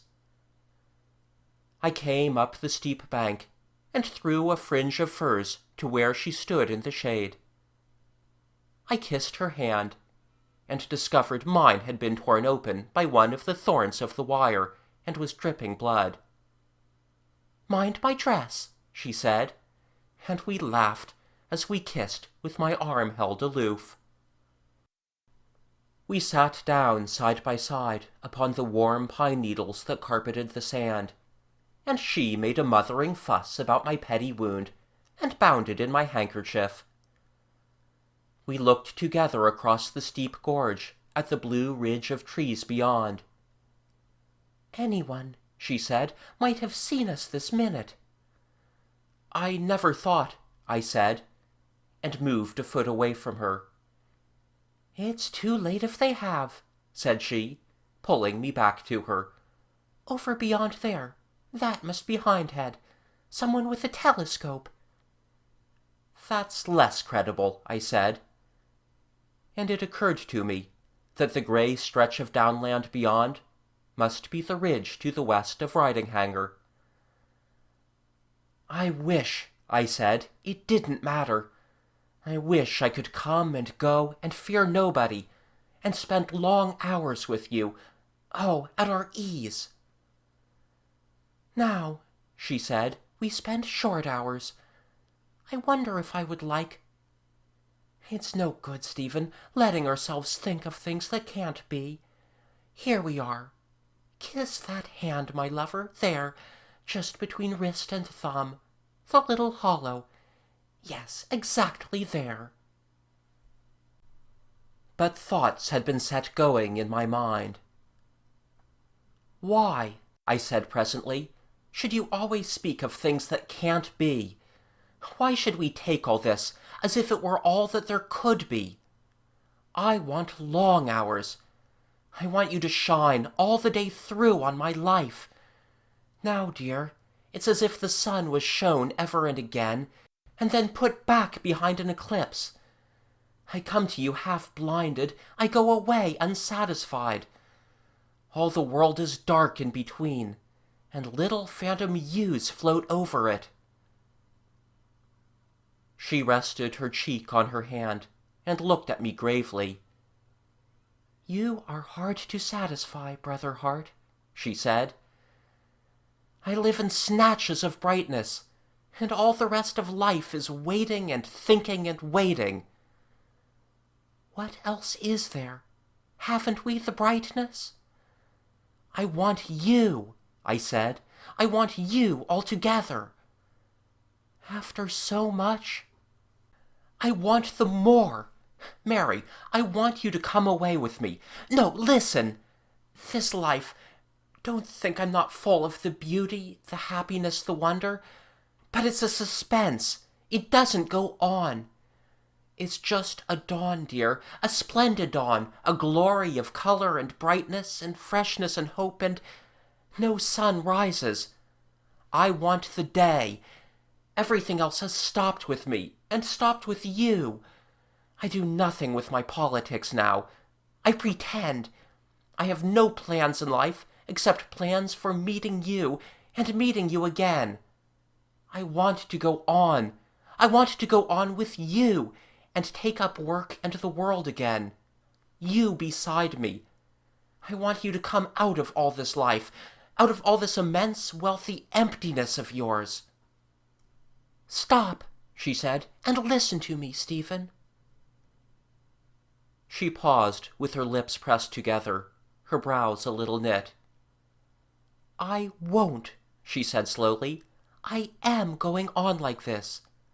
I and you are going to be lovers, just as we are lovers now, secret lovers. And I am going to help you in all your projects, hold your party together, for you will have a party. My house shall be its center. But Justin, he takes no interest in politics. He will do what pleases me. I took some time before I answered. You don't understand how men feel, I said. She waited for what else I had to say. I lay prone and gathered together and shaped and reshaped a little heap of pine needles. You see, I can't do it. I want you. She gripped a handful of my hair and tugged hard between each word. Haven't you got me? She asked between her teeth. What more could you have? I want you openly. She folded her arms beneath her. No, she said. For a little while, neither of us spoke. It's the trouble of the deceit? She asked. It's the deceit. We can stop all that, she said. I looked up at her face inquiringly.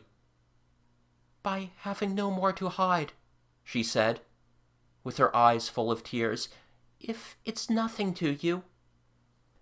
It's everything to me, I said. It's overwhelming me. Oh, Mary, heart of my life, my dear, come out of this. Come with me. Come and be my wife. Make a clean thing of it. Let me take you away, and then let me marry you. I know it's asking you to come to a sort of poverty. But Mary's blue eyes were alight with anger. Isn't it a clean thing now, Stephen? She was crying. Do you mean that you and I aren't clean now? Will you never understand? Oh, clean, I answered. Clean as Eve in the garden. But can we keep clean? Won't the shadow of our falsehoods darken that all? Come out of it while we are still clean. Come with me. Justin will divorce you. We can stay abroad and marry and come back. Mary was kneeling up now, with her hands upon her knees. Come back to what? She cried. Parliament, after that? You boy! You sentimentalist! You duffer! Do you think I'd let you do it, for your own sake even? Do you think I want you spoiled? We should come back to mope outside of things. We should come back to fret our lives out. I won't do it, Stephen. I won't do it. End this if you like. Break our hearts and throw them away, and go on without them. But to turn all our lives into a scandal, to give ourselves over to the mean and the malicious, a prey to old women, and you damned out of everything. A man partly forgiven, a man who went wrong for a woman. No!" She sprang lightly to her feet and stood over me as I knelt before her. "And I came here to be made love to, Stephen. I came here to be loved. And you talk that nonsense. You remind me of everything wretched." She lifted up her hands and then struck down with them, a gesture of infinite impatience. Her face, as she bent to me, was alive with a friendly anger, her eyes suddenly dark. "You duffer," she repeated. 10. Discovery followed hard upon that meeting. I had come over to Marden's with some book as a pretext. The man had told me that Lady Mary awaited me in her blue parlour, and I went unannounced through the long gallery to find her. The door stood a little ajar.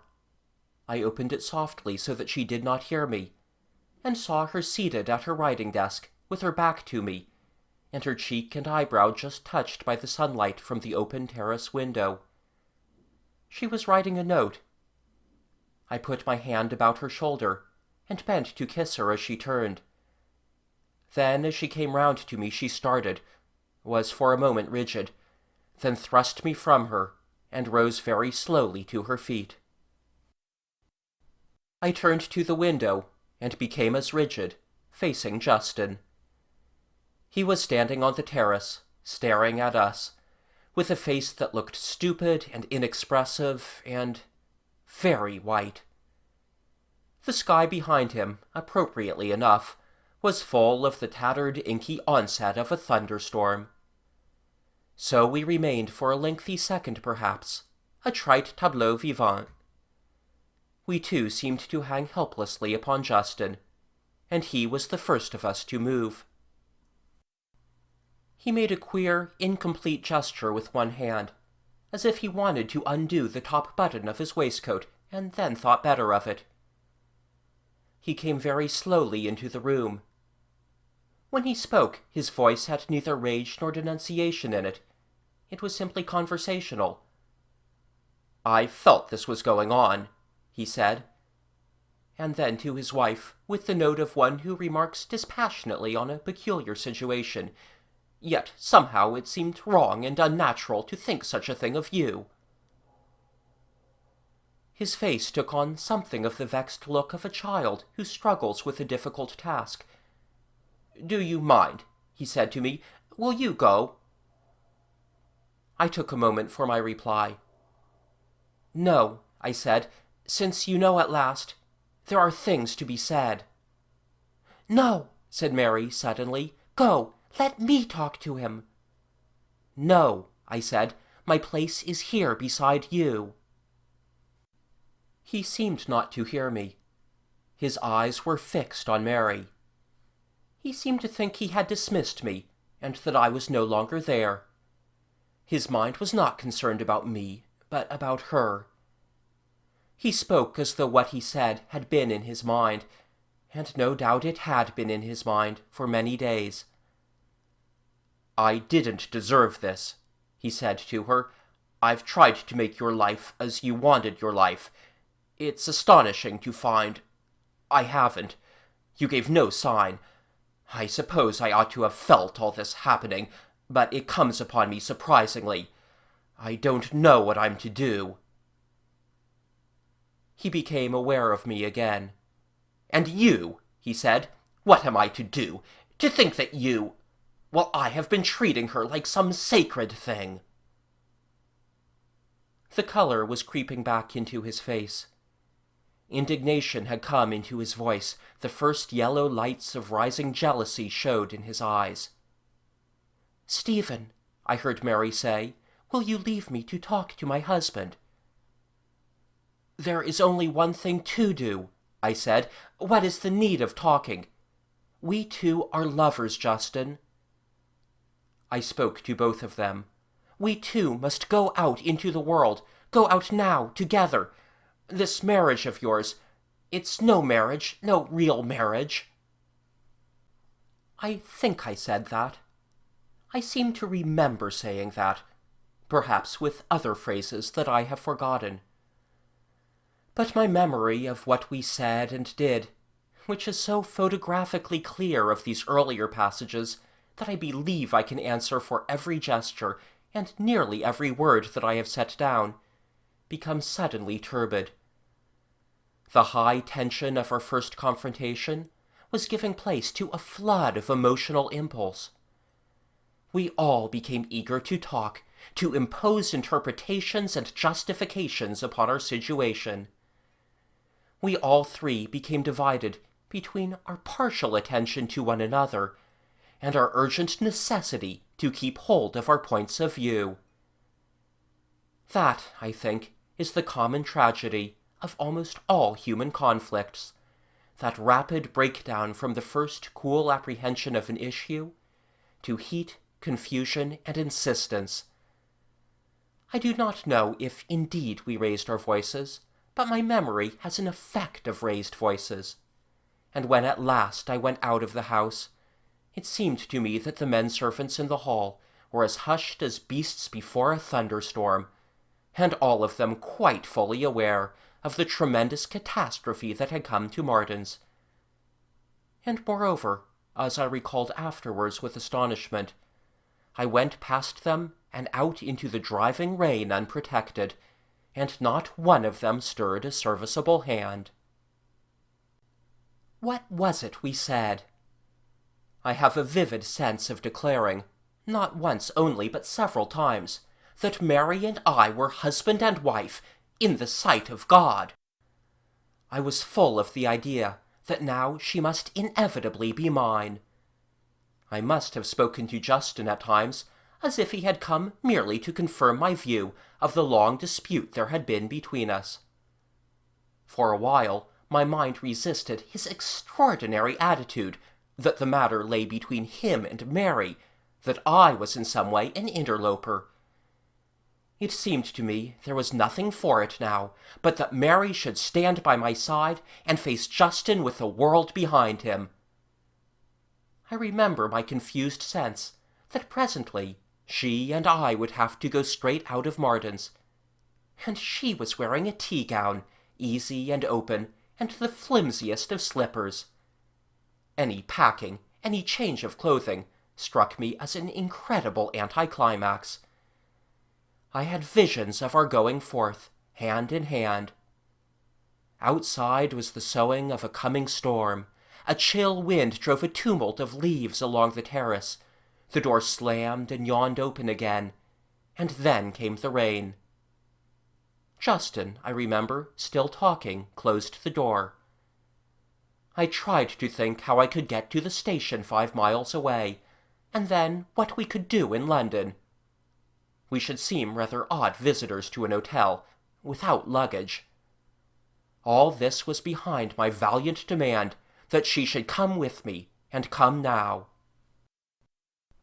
And then my mind was lanced by the thin edge of realization that she did not intend to come now, and that Justin was resolved she should not do so. After the first shock of finding herself discovered, she had stood pale but uncowed before her bureau, with her eyes rather on him than on me. Her hands, I think, were behind her upon the edge of the writing flap, and she was a little leaning upon them. She had the watchful, alert expression of one who faces an unanticipated but by no means overwhelming situation.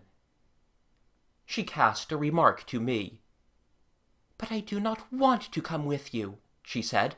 "I have told you I do not want to come with you." All her mind seemed concentrated upon what she should do with Justin. "You must send him away," he was saying. "It's an abominable thing. It must stop. How can you dream it should go on?" "But you said yourself when you married me I should be free. I should own myself. You gave me this house." "What, to disgrace myself?" I was moved to intervene. "You must choose between us, Mary," I cried. "It is impossible you should stay here. You cannot stay here." She turned upon me, a creature at bay. "Why shouldn't I stay here? Why must I choose between two men? I want neither of you. I want myself. I'm not a thing. I'm a human being. I'm not your thing, Justin, nor yours, Stephen.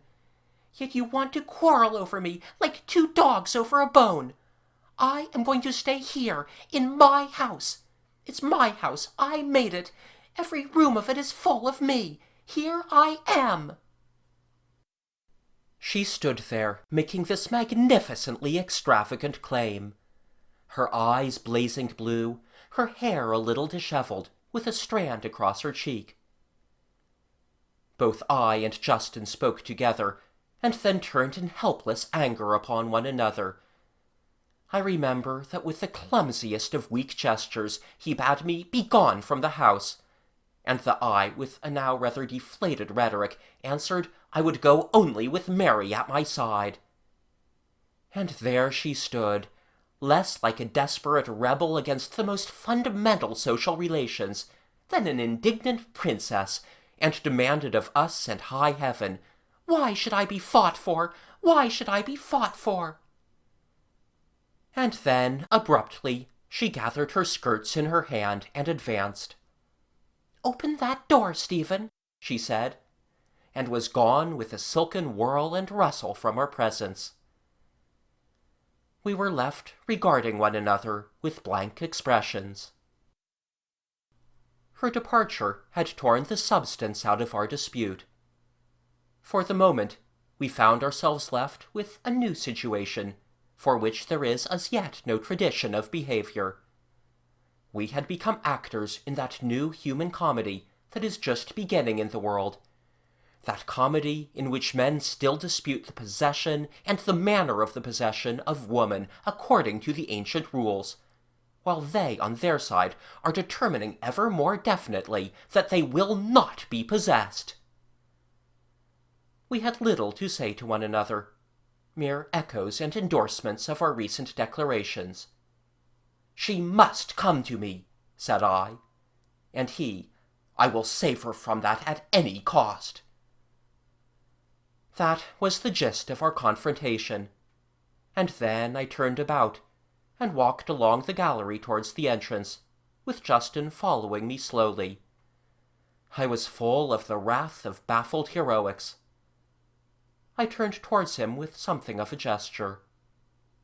Down the perspective of the white and empty gallery, he appeared small and perplexed. The panes of the tall French windows were slashed with rain.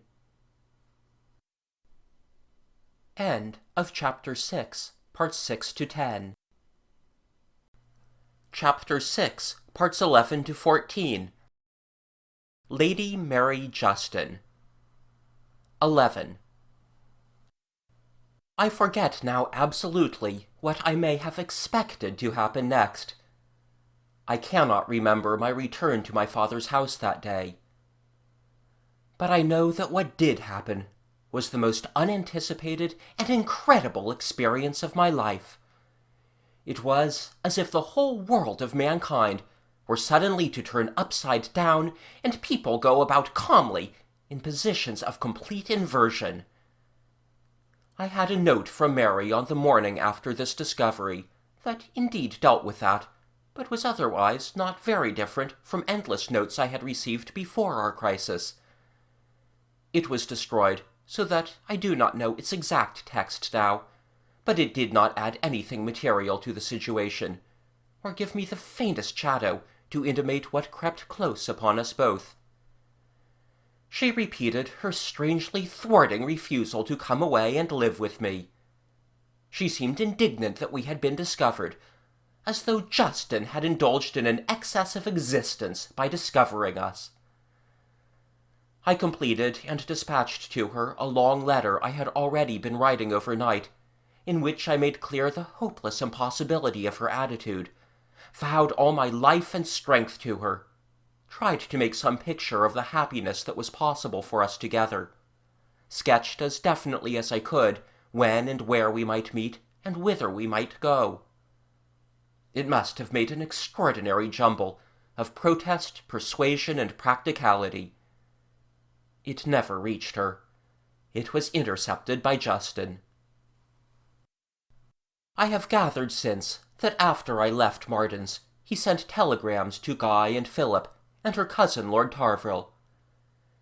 He was, I think, amazed beyond measure at this revelation of the possibilities of his cold and distant wife, with a vast passion of jealousy awaking in him, and absolutely incapable of forming any plan to meet the demands of his extraordinary situation. Guy and Philip got to him that night. Tarvrille came down next morning, and Marden's became a debate. Justin did not so much express views and intentions as have them extracted from him. It was manifest he was prepared for the amplest forgiveness of his wife, if only I could be obliterated from their world. Confronted with her brothers, the two men in the world who could be frankly brutal to her, Mary's dignity suffered. She persisted she meant to go on seeing me, but she was reduced to passionate tears. Into some such state of affairs I came that morning on the heels of my letter, demanding Lady Mary of a scared, evasive butler. Maxton and Tarvrille appeared. "Hullo, Stratton," said Tarvrille, with the fine flavour of an agreeable chance meeting. Philip had doubts about his greeting me, and then extended his reluctant hand with a nervous grin to excuse the delay.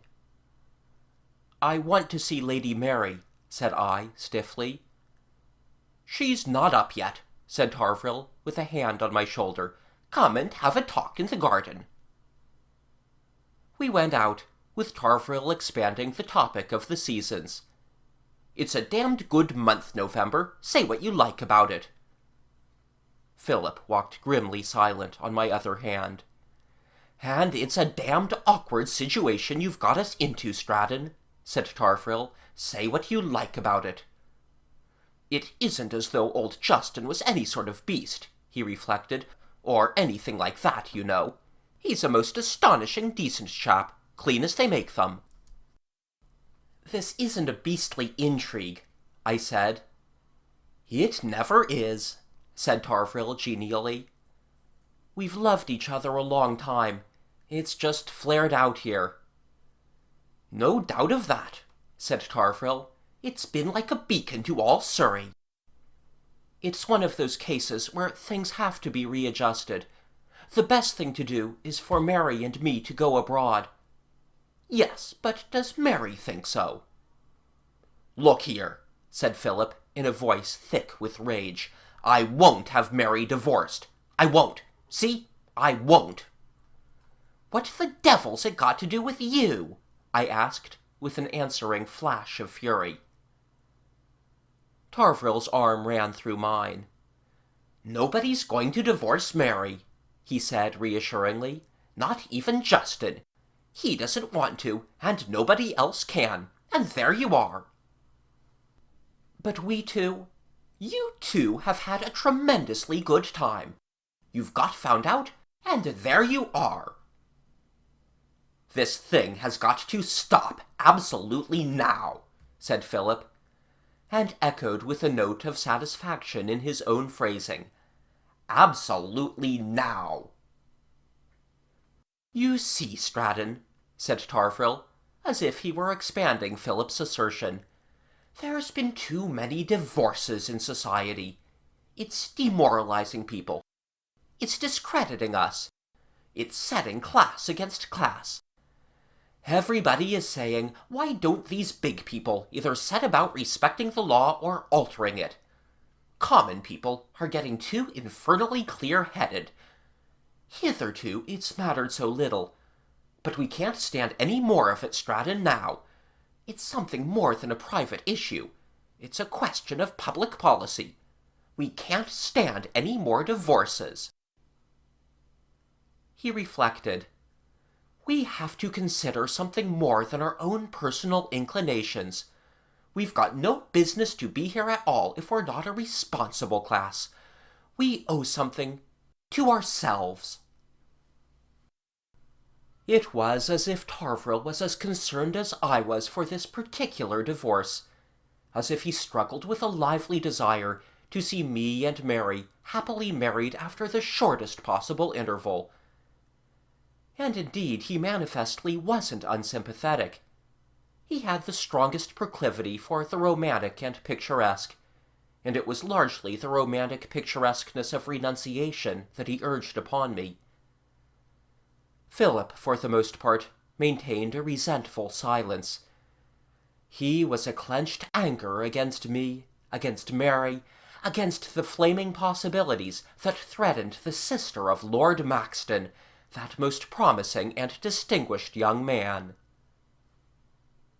Of course, their plans must have been definitely made before this talk.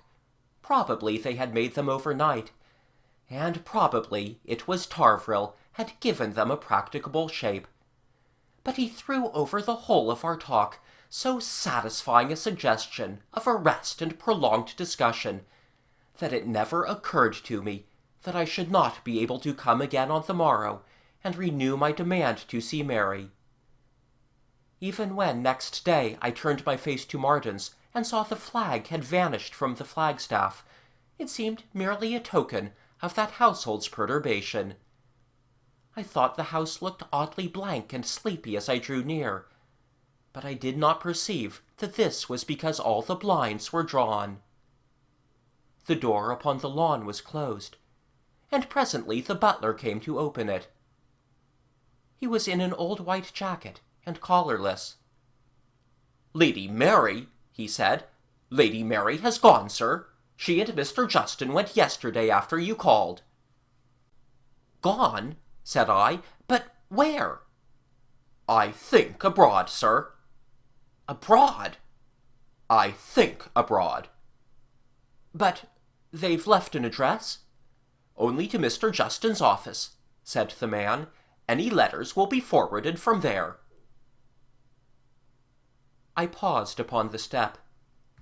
He remained stiffly deferential, but with an air of having disposed of me. He reproved me tacitly for forgetting that I ought to conceal my astonishment at this disappearance. He was, indeed, an admirable manservant. "Thank you," said I, and dropped away defeated from the door. I went down the broad steps, walked out up the lawn, and surveyed house and trees and garden and sky.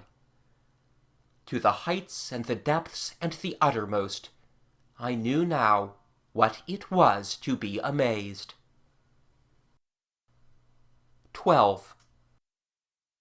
I had felt myself an actor in a drama, and now I had very much the feeling an actor would have who answers to a cue and finds himself in mid-stage, with the scenery and the rest of the cast suddenly vanished behind him. By that mixture of force and persuasion, which avails itself of a woman's instinctive and cultivated dread of disputes and raised voices and the betrayal of contention to strangers, by the sheer tiring down of nerves and of sleepless body, and by threats of an immediate divorce and a campaign of ruin against me, these three men had obliged Mary to leave Marden's and go with them to Southampton. And thence they took her in Justin's yacht, the Water Witch, to Waterford, and thence by train to a hired house, an adapted old castle at Merk, near Crowham in Mayo. There, for all practical purposes, she was a prisoner. They took away her purse, and she was 4 miles from a pillar box, and 10 from a telegraph office. This house they had taken furnished without seeing it, on the recommendation of a London agent, and in the name of Justin's solicitor. Thither presently went Lady Ladislaw, and an announcement appeared in the Times that Justin and Lady Mary had gone abroad for a time, and that no letters would be forwarded. I have never learnt the particulars of that abduction, but I imagine Mary astonished, her pride outraged, humiliated, helpless, perplexed, and maintaining a certain outward dignity. Moreover, as I was presently to be told, she was ill. Guy and Philip were, I believe, the moving spirits in the affair. Tarvrille was their apologetic accomplice. Justin took the responsibility for what they did and bore the cost. He was bitterly ashamed to have these compulsions applied to his wife, but full now of a gusty fury against myself. He loved Mary still, with a love that was shamed and torn and bleeding, but his ruling passion was that infinitely stronger passion than love in our poor human hearts, jealousy. He was prepared to fight for her now, as men fight for a flag, tearing it to pieces in the struggle. He meant now to keep Mary. That settled, he was prepared to consider whether he still loved her or she him. Now here it may seem to you that we are on the very verge of romance. Here is a beautiful lady carried off and held prisoner in a wild old place, standing out half cut off from the mainland among the wintry breakers of the west coast of Ireland. Here is the lover, baffled but insistent. Here are the fierce brothers and the stern dragon husband. And you have but to make out that the marriage was compulsory, irregular, and, on the ground of that irregularity, finally dissoluble, to furnish forth a theme for Marriott Watson in his most admirable and adventurous vein. You can imagine the happy chances that would have guided me to the hiding-place, the trusty friend who would have come with me and told the story, the grim siege of the place. All, as it were, sotto voce for fear of scandal. The fight with Guy in the little cave, my attempted assassination, the secret passage. Would to heaven life had those rich simplicities, and one could meet one's man at the end of a sword. My siege of Murk makes a very different story from that. In the first place, I had no trusted friend of so extravagant a friendship as such aid would demand. I had no one whom it seemed permissible to tell of our relations. I was not one man against 3 or 4 men in a romantic struggle for a woman. I was one man against something infinitely greater than that. I was one man against nearly all men, one man against laws, traditions, instincts, institutions, social order. Whatever my position had been before, my continuing pursuit of Mary was open social rebellion. And I was in a state of extreme uncertainty how far Mary was a willing agent in this abrupt disappearance. I was disposed to think she had consented far more than she had done to this astonishing step. Carrying off an unwilling woman was outside my imaginative range. It was luminously clear in my mind that so far she had never countenanced the idea of flight with me, and until she did, I was absolutely bound to silence about her. I felt that until I saw her face to face again, and was sure she wanted me to release her, that prohibition held. Yet how was I to get at her and hear what she had to say? Clearly it was possible that she was under restraint, but I did not know. I was not certain. I could not prove it. At Guildford Station, I gathered, after ignominious enquiries, that the Justins had booked to London. I had 2 days of nearly frantic inactivity at home, and then pretended business that took me to London, for fear that I should break out to my father. I came up revolving a dozen impossible projects of action in my mind. I had to get into touch with Mary, and at that my mind hung and stopped. All through the 24 hours, my nerves jumped at every knock upon my door. This might be the letter. This might be the telegram.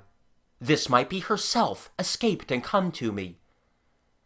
The days passed like days upon a painful sick-bed, grey or foggy London days of an appalling length and emptiness. If I sat at home, my imagination tortured me. If I went out, I wanted to be back and see if any communication had come. I tried repeatedly to see Tarvrille. I had an idea of obtaining a complete outfit for an elopement, but I was restrained by my entire ignorance of what a woman may need. I tried to equip myself for a sudden crisis by the completest preparation of every possible aspect. I did some absurd and ill-advised things.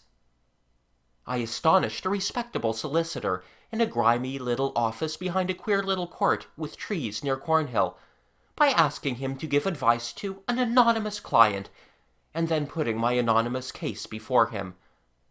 "Suppose," said I, "it was for the plot of a play." He nodded gravely. My case, as I stated it, struck me as an unattractive one. "Application for a writ of habeas corpus," he considered, with eyes that tried to remain severely impartial, "by a wife's lover who wants to find out where she is. It's unusual. You will be requiring the husband to produce her corpus.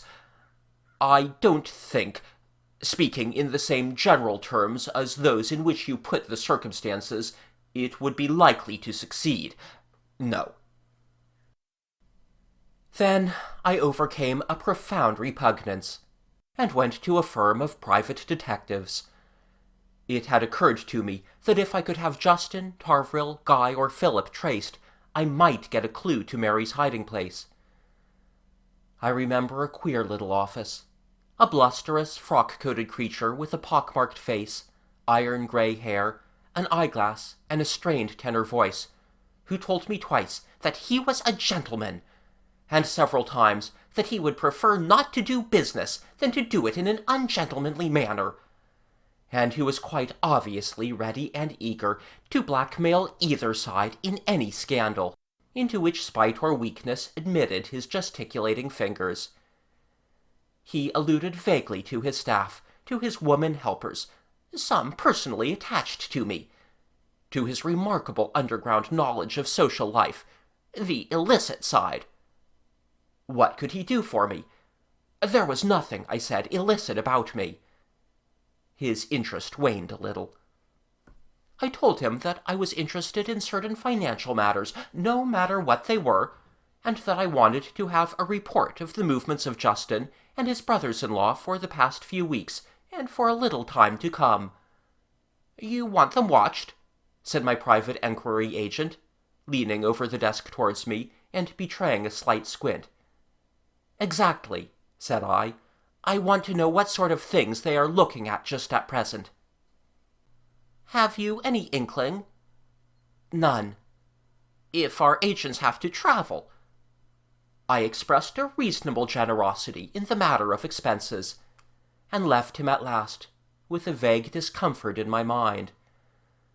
How far mightn't this undesirable unearth the whole business in the course of his investigations? And then what could he do? Suppose I went back forthwith, and stopped his enquiries before they began. I had a disagreeable feeling of meanness that I couldn't shake off. I felt I was taking up a weapon that Justin didn't deserve. Yet I argued with myself that the abduction of Mary justified any such course. As I was still debating this, I saw Philip. He was perhaps 20 yards ahead of me.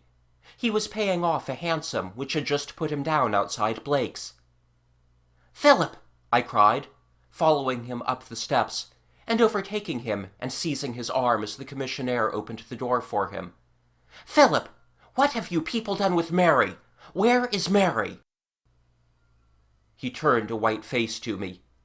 "How dare you," he said with a catch of the breath, "mention my sister?" I spoke in an undertone, and stepped a little between him and the man at the door, in order that the latter might not hear what I said. "I want to see her," I expostulated. "I must see her. What you are doing is not playing the game. I've got to see her." "Let go of my arm, sir," cried he. And suddenly I felt a whirlwind of rage answering the rage in his eyes. The pent-up exasperation of 3 weeks rushed to its violent release. He struck me in the face with the hand that was gripped about his umbrella. He meant to strike me in the face and then escape into his club. But before he could get away from me after his blow, I had flung out at him and had hit him under the jawbone. My blow followed his before guard or counter was possible. I hit with all my being. It was an amazing flare-up of animal passion. From the moment that I perceived he was striking at me, to the moment when both of us came staggering across the doormat into the dignified and spacious hallway of Blake's, we were back at the ancestral ape, and we did exactly what the ancestral ape would have done. The arms of the commissionaire about my waist, the rush of the astonished porter from his little glass box, 2 incredibly startled and delighted pages, and an intervening member bawling out, "Sir, sir!"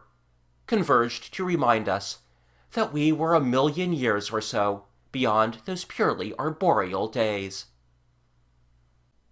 We seemed for a time to be confronted before an audience that hesitated to interfere. "How dare you name my sister to me?" he shouted at me, and brought to my mind the amazing folly of which he was capable. I perceived Mary's name flung to the 4 winds of heaven. "You idiot, Philip!" I cried. "I don't know your sister. I've not seen her, scarcely seen her for years. I ask you for a matchbox or something, and you hit me. If you dare to speak to her—" "You fool!" I cried, going nearer to him and trying to make him understand.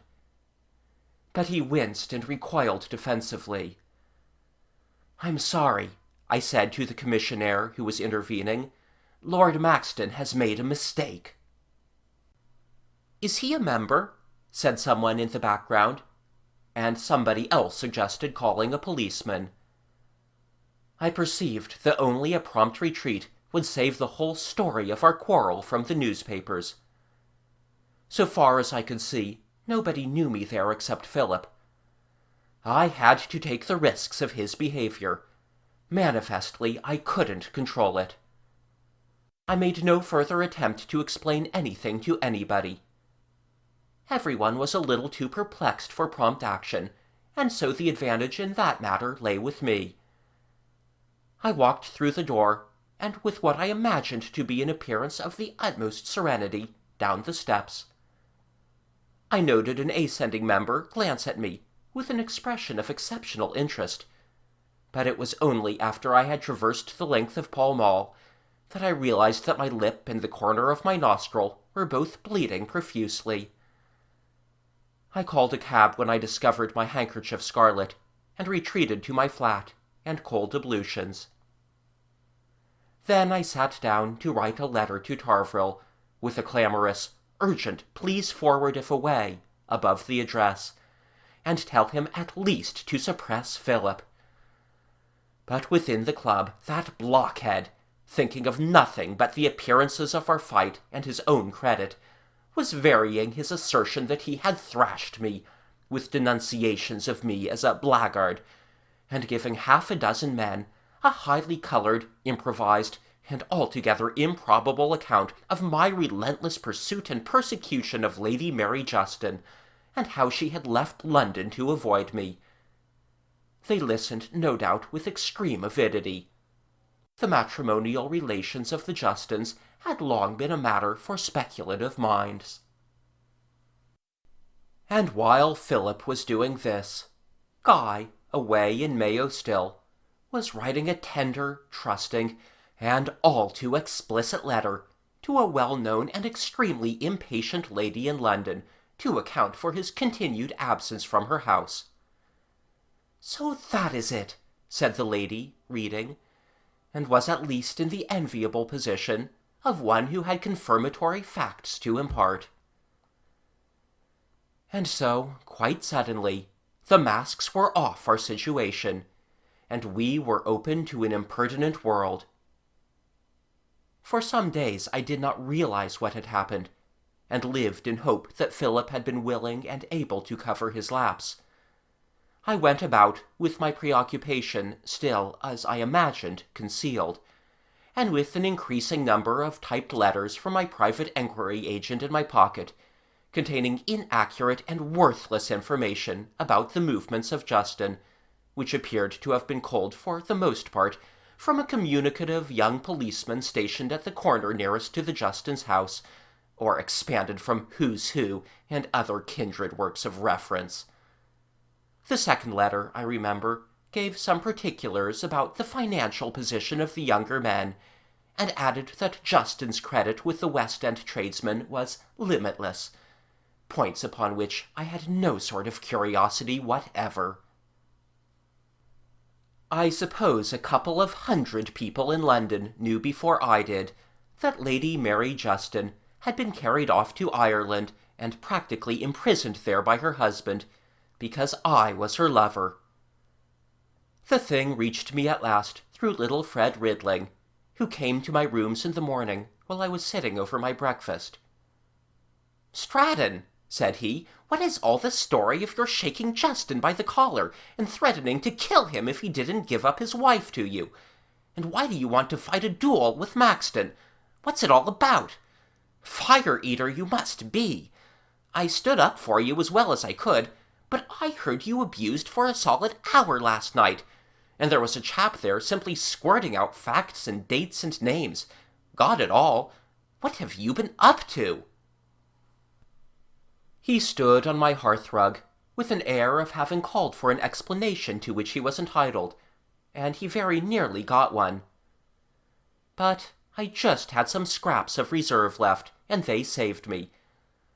"Tell me first," I said, delaying myself with the lighting of a cigarette, "the particulars, as you heard them." Ridling embarked upon a descriptive sketch, and I got a minute or so to think. "Go on," I said, with a note of irony, when he paused. "Go on, tell me some more. Where do you say they have taken her? Let us have it right." By the time his little store had run out, I knew exactly what to do with him. "Ridling," said I, and stood up beside him suddenly, and dropped my hand with a little added weight upon his shoulder. "Ridling, do you know the only right and proper thing to do when you hear scandal about a friend?" "Come straight to him," said Ridling virtuously, "as I have done." "No, say you don't believe it. Ask the scandalmonger how he knows, and insist on his telling you. Insist. And if he won't, be very, very rude to him. Insist up to the quarrelling point. Now, who were those people?" "Well, that's a bit stiff. One chap I didn't know at all." "You should have pulled him up and insisted upon knowing who he was, and what right he had to lie about me. For it's lying, Ridling. Listen, it isn't true that I'm besieging Lady Mary Justin. So far from besieging her, I didn't even know where she was until you told me. Justin is a neighbor of my father's, and a friend of mine. I had tea with him and his wife not a month ago. I had tea with them together. I knew they were going away, but it was a matter of such slight importance to me, such slight importance," I impressed this on his collarbone, "that I was left with the idea that they were going to the south of France. I believe they are in the south of France. And there you are. I'm sorry to spoil sport, but that's the bleak, unromantic truth of the matter." "You mean to say that there is nothing in it at all?" "Nothing." He was atrociously disappointed. "But everybody," he said, "everybody has got something." "Somebody will get a slander case if this goes on. I don't care what they've got." "Good Lord," he said, and stared at the rug. "You'll take your oath?" He glanced up and met my eye. "Oh, of course, it's all right what you say." He was profoundly perplexed. He reflected. "But then, I say, Stratton, why did you go for Maxton at Blake's? That I had from an eyewitness. You can't deny a scrap like that. In broad daylight. Why did you do that?" "Oh, that's it," said I. "I begin to have glimmerings. There's a little matter between myself and Maxton." I found it a little difficult to improvise a plausible story. "But he said it was his sister," persisted Ridling. "He said so afterwards, in the club."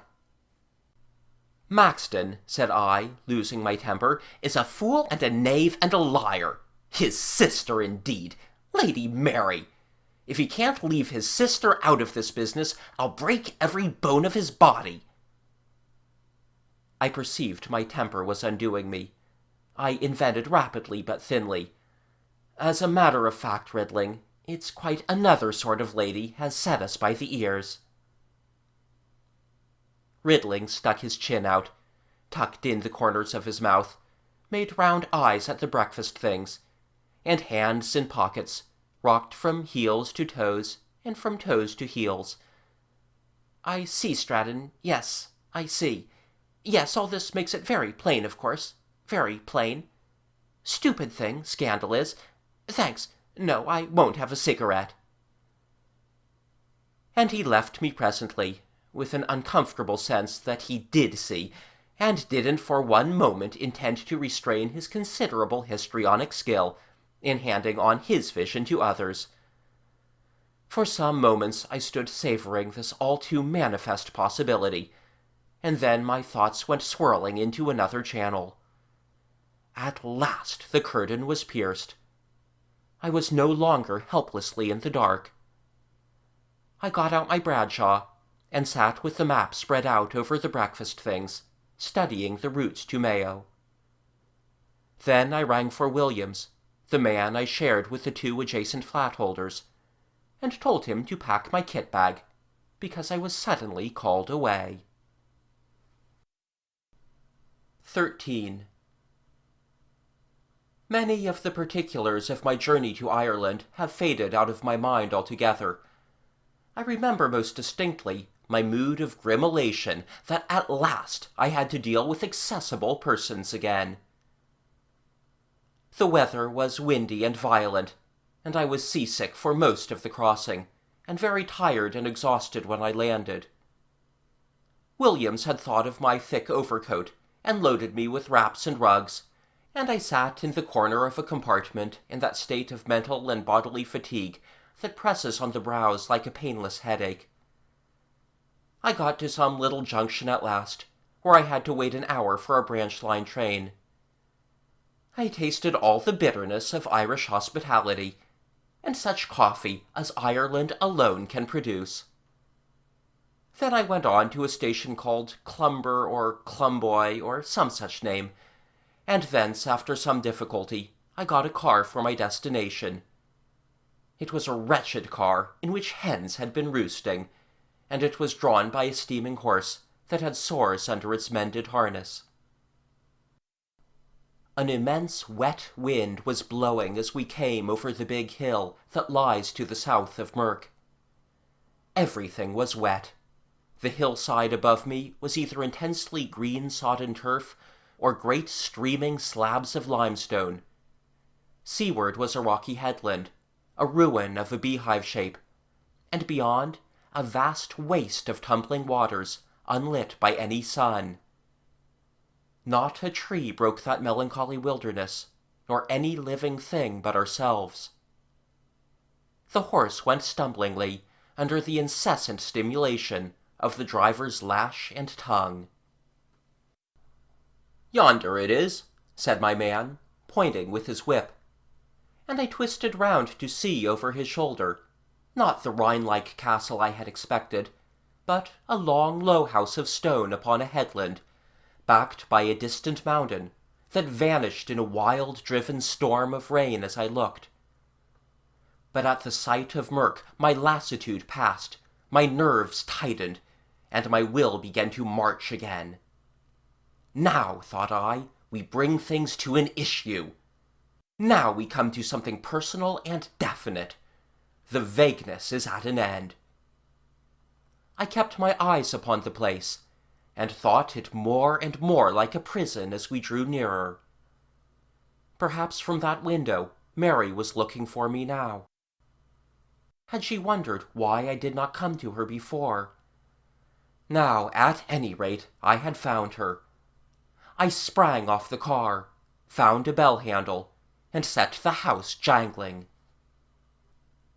The door opened, and a little old man appeared, with his fingers thrust inside his collar, as though he were struggling against strangulation. He regarded me for a second, and spoke before I could speak. "What might you be wanting?" said he, as if he had an answer ready. "I want to see Lady Mary Justin," I said. "You can't," he said. "She's gone." "Gone?" "The day before yesterday she went to London. You'll have to be getting back there." "She's gone to London?" "No less." "Willingly?" The little old man struggled with his collar. "Anyone would go willingly," he said, and seemed to await my further commands. He eyed me obliquely, with a shadow of malice in his eyes. It was then my heart failed, and I knew that we lovers were beaten. I turned from the door without another word to the janitor. "Back," said I to my driver, and got up behind him. But it is one thing to decide to go back, and another to do it. At the little station I studied timetables, and I could not get to England again without a delay of half a day. Somewhere I must wait. I did not want to wait where there was any concourse of people. I decided to stay in the inn by the station for the intervening 6 hours, and get some sleep before I started upon my return. But when I saw the bedroom, I changed my plan, and went down out of the village by a steep road towards the shore. I wandered down through the rain and spindrift to the very edge of the sea, and there found a corner among the rocks, a little sheltered from the wind, and sat, inert and wretched, my lips salt, my hair stiff with salt, and my body wet and cold, a miserable, defeated man. For I had now an irrational and entirely overwhelming conviction of defeat. I saw, as if I ought always to have seen, that I had been pursuing a phantom of hopeless happiness, that my dream of ever possessing Mary again was fantastic and foolish, and that I had expended all my strength in vain. Over me triumphed a law and tradition more towering than those cliffs, and stronger than those waves. I was overwhelmed by a sense of human weakness, of the infinite feebleness of the individual man, against wind and wave and the stress of tradition, and the ancient usages of mankind. "We must submit," I whispered, crouching close. "We must submit." Far as the eye could reach, the waves followed one another in long, unhurrying lines, an inexhaustible succession, rolling, hissing, breaking, and tossing white manes of foam, to gather at last for a crowning effort, and break thunderously, squirting foam 200 feet up the streaming faces of the cliffs. The wind tore and tugged at me, and wind and water made together a clamor, as though all the evil voices in the world, all the violent passions and all the hasty judgments, were seeking a hearing above the more elemental uproar. 14. And while I was in this phase of fatigue and despair in Mayo, the scene was laid, and all the other actors were waiting for the last act of my defeat in London. I came back to find 2 letters from Mary, and a little accumulation of telegrams and notes, one written in my flat, from Tarvrille. Mary's letters were neither of them very long, and full of a new-born despair. She had not realized how great were the forces against her and against us both. She let fall a phrase that suggested she was ill. She had given in, she said, to save herself and myself and others from the shame and ruin of a divorce, and I must give in too.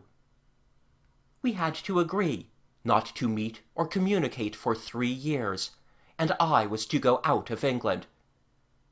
She prayed me to accept this. She knew, she said, she seemed to desert me, but I did not know everything. I did not know everything. I must agree. She could not come with me.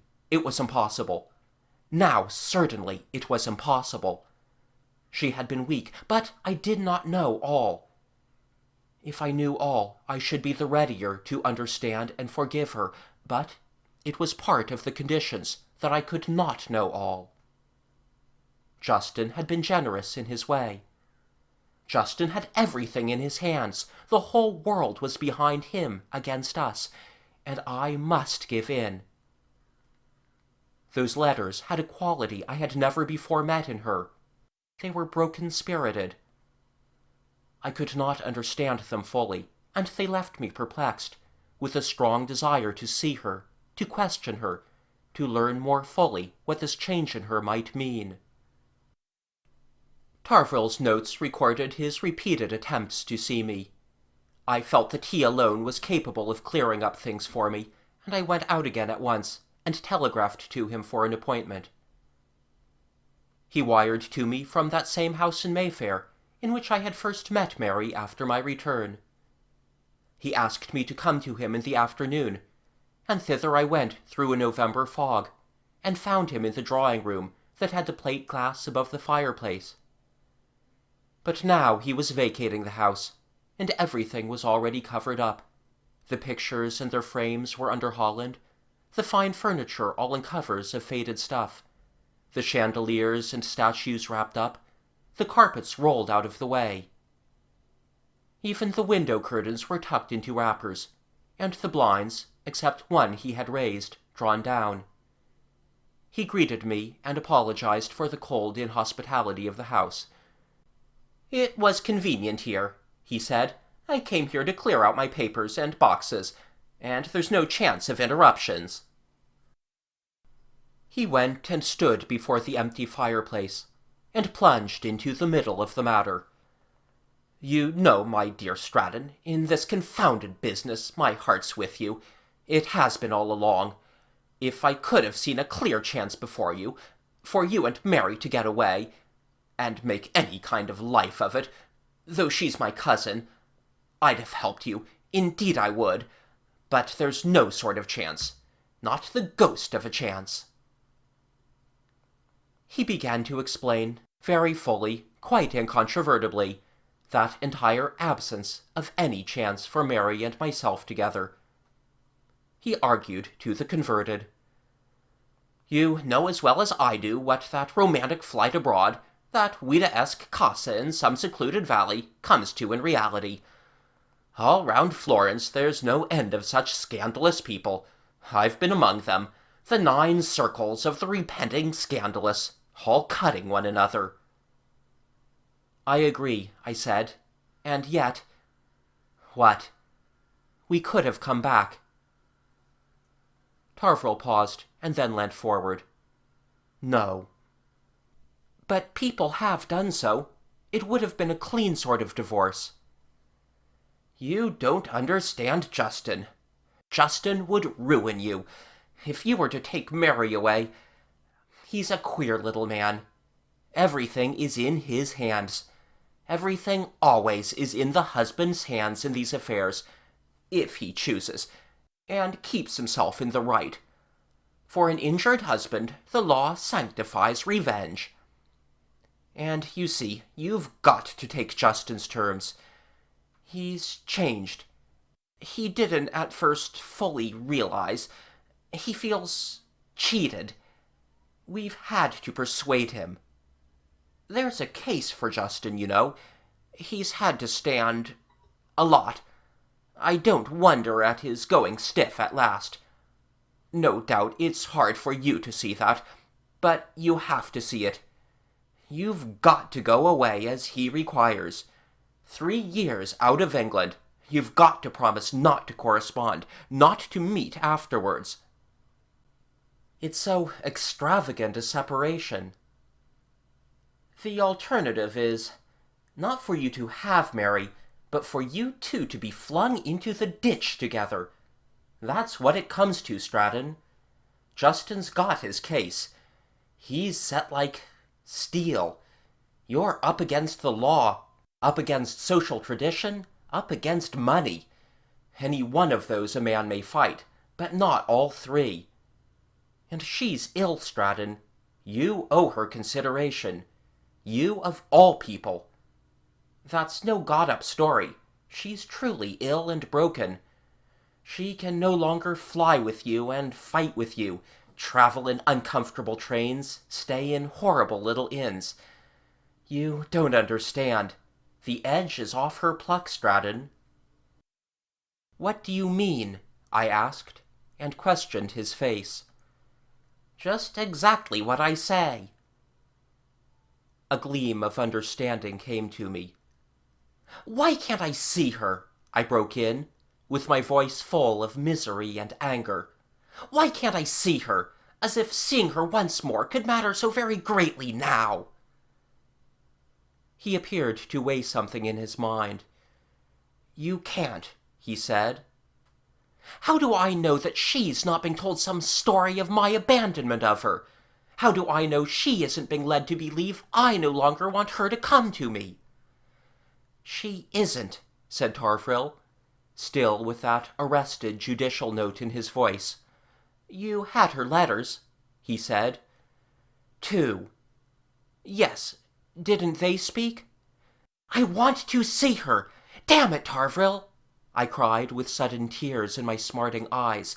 Let her send me away! This isn't not treating us like human beings. Women, said Tarfrill, and looked at his boot toes, are different from men. You see, Stratton. He paused. You always strike me, Stratton, as not realizing that women are weak things. We've got to take care of them. You don't seem to feel that as I do. Their moods fluctuate more than ours do. If you hold 'em to what they say in the same way you hold a man, it isn't fair. He halted as though he awaited my assent to that proposition. If you were to meet Mary now, you see, and if you were to say to her, come and we'll jump down Etna together, and you said it in the proper voice and with the proper force, she'd do it, Stratton. You know that. Any man knows a thing like that. And she wouldn't want to do it. You mean that's why I can't see her? That's why you can't see her. Because we'd become dramatic. Because you'd become romantic and uncivilized. Well, I said sullenly, realizing the bargain we were making, I won't. You won't make any appeal. No. He made no answer, and I looked up to discover him glancing over his shoulder through the great glass window into the other room. I stood up very quickly, and there in the further apartment were Guy and Mary, standing side by side. Our eyes met, and she came forward towards the window impulsively, and paused, with that unpitying pain between us. Then Guy was opening the door for her, and she stood in the doorway. She was in dark furs wrapped about her, but in the instant I could see how ill she was, and how broken. She came a step or so towards me, and then stopped short, and so we stood, shyly and awkwardly, under Guy and Tarfrill's eyes, 2 yards apart. You see, she said, and stopped lamely.